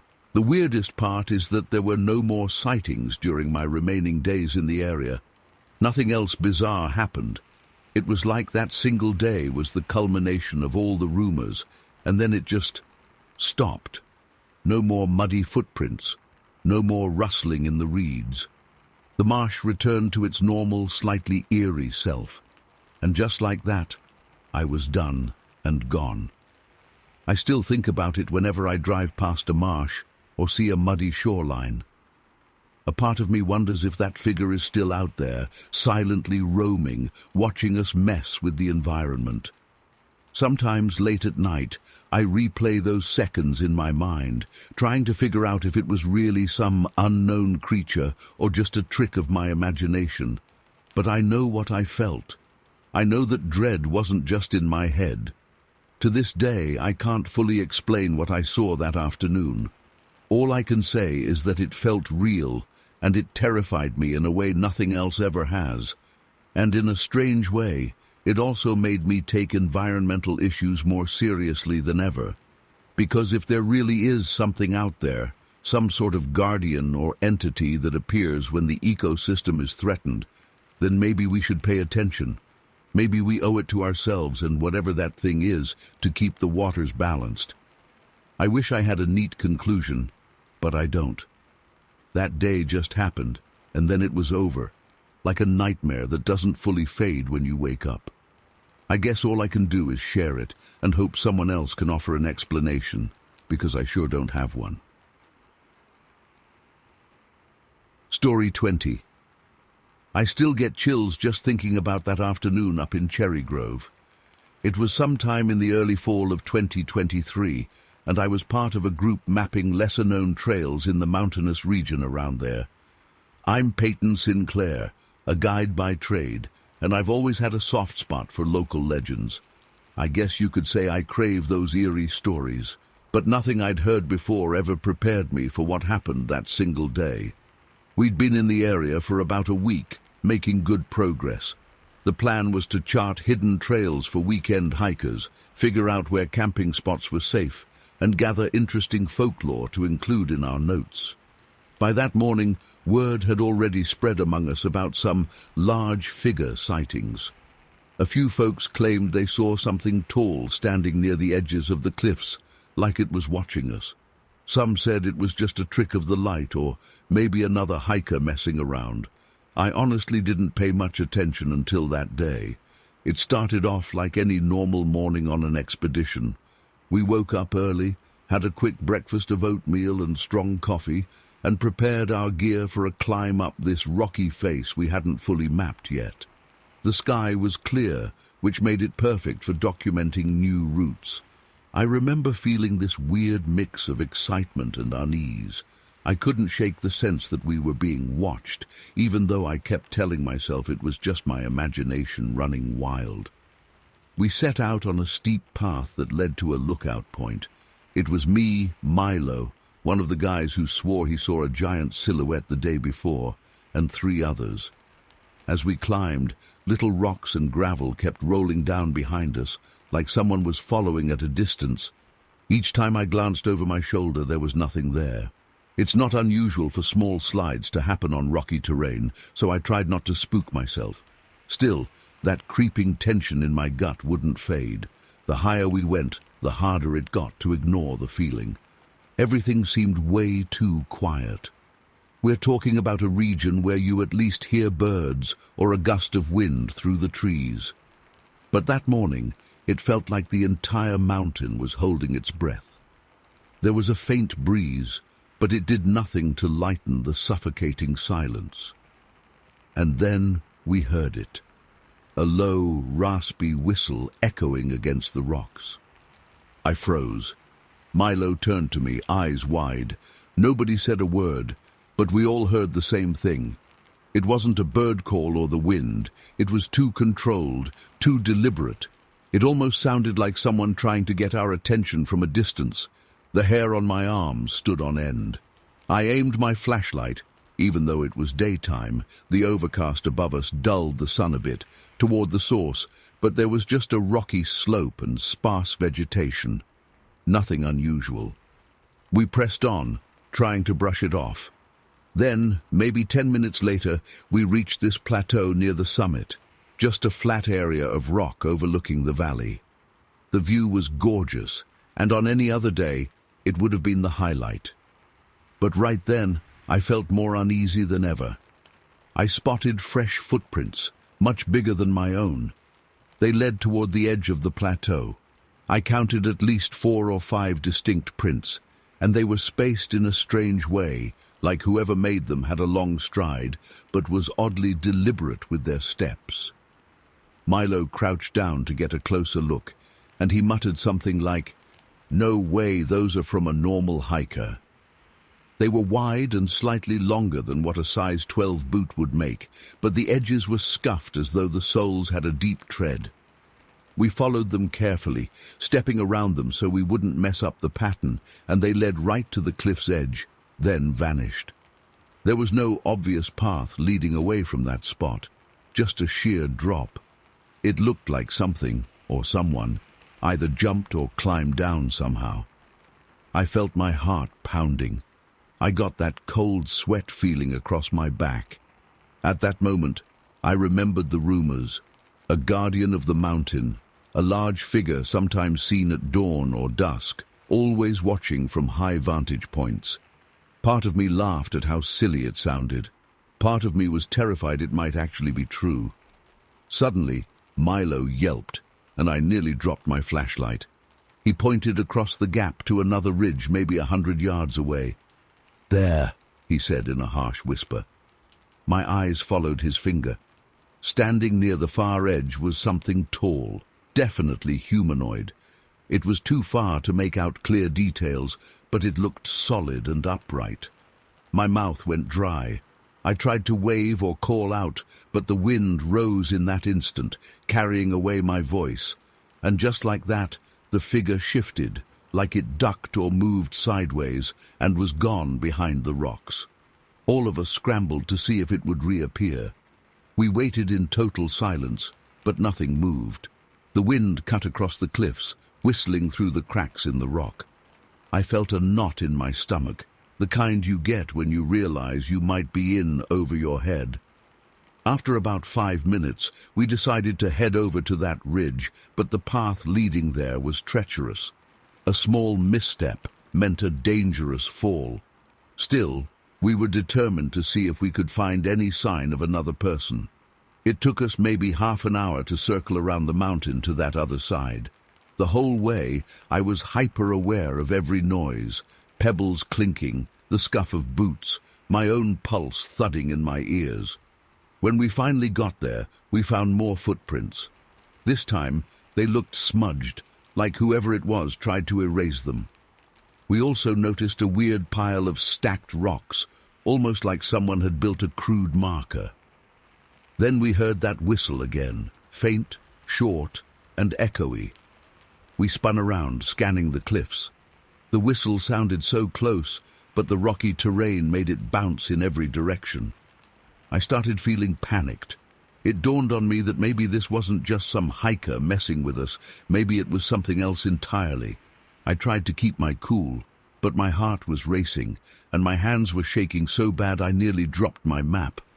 Suddenly, a rock tumbled from above and nearly hit one of our guys, Ryan. He shouted and jumped aside. We all looked up, expecting to see someone or something peering down. Nothing. Just the grey stone of the mountainside. We were definitely not alone, though. You know that primal instinct that tells you you're being hunted? That's exactly what it felt like. We decided enough was enough and started making our way back, hoping we could beat the sunset. But the mountain didn't make it easy. We found ourselves losing the path more than once. I kept feeling like we were going in circles, even though I pride myself on having a good sense of direction. Every so often, we'd catch a shadow moving out of the corner of our eyes or hear that whistle. It was never loud, never enough to pinpoint, just enough to unnerve us. By late afternoon, the light was turning gold, and I was getting worried we'd be stuck on some isolated cliff face after dark with whatever that thing was. My mind was racing with possibilities. A hermit living off the grid, an animal standing upright, or something beyond explanation. Every explanation I thought of sounded more ridiculous than the last. Finally, we reached a stretch of the trail we recognized. Relief washed over me. I could see a marker we'd placed earlier in the week. But just as we let our guard down, that whistle came again, louder this time. It was coming from behind us. I turned around so fast I almost twisted my ankle. In the distance, on top of a large rock formation, I saw a dark silhouette. It was tall and oddly proportioned, but definitely human-like. I swear it was looking directly at us. My stomach dropped. I felt this overwhelming dread, as if that figure could just leap from the rock and land in front of us at any second. Then, without warning, it stepped backward and vanished from sight. I don't know if it was adrenaline or raw fear, but every single one of us bolted, practically stumbling down the trail, too scared to even talk to each other. I've never run that fast in mountainous terrain before. We only stopped when we were back at camp, where another part of the team was starting to prepare dinner. They took one look at our faces and knew something was off. We told them bits and pieces, but I couldn't put into words the sheer panic I felt. It's one thing to hear stories about some guard of the mountain or watcher on the cliffs. It's a whole other thing to see something that shouldn't be possible, then feel like you're being stalked by it. That night, I tried to process what happened. Every time I closed my eyes, I pictured that silhouette on the rock, looming there like it had every right to be. The more I thought about it, the more it creeped me out. Our daily routine was about logging trail details and verifying safe passages. None of that seemed to matter anymore. I was spooked enough that I went to bed clutching my headlamp, ears attuned to every tiny crackle outside my tent. Then, just after midnight, I heard the wind pick up. It might have been my imagination, but I swore I heard a distant whistle again. My heart pounded so hard, I thought everyone around me could hear it. I lay there, barely breathing, until the wind died down. Eventually, I must have drifted off, because the next thing I remember is waking up at dawn and feeling an eerie calm. It was as if nothing had happened, like the mountain had just decided to leave us alone. I never got a clear explanation for that day. Neither did Milo or the others. We finished up our survey a couple days later, but we didn't see any more shadows or hear that creepy whistle again. Of course, the mystery of the guardian of the mountain stuck with me. Even now, I can't piece together who or what we encountered. Some part of me wants to go back up there alone with a camera, but the rest of me is too freaked out. I keep telling myself it was just a strange drifter with huge boots and a knack for messing with visitors. But deep down, I'm not so sure. I still can't explain it, and I'm not sure I ever will. That figure, that day, it felt like something out of a nightmare, except it was all too real for comfort. It's been months, and the memory hasn't faded. Whenever I recall that dark shape on the cliff, I get the same cold sweat and shiver down my spine. I've been on dozens of expeditions since, but nothing has ever matched the absolute terror I felt on that mountain in Cherry Grove. And that's the truth of it. I was there, I saw it, and I still have no clue what really happened.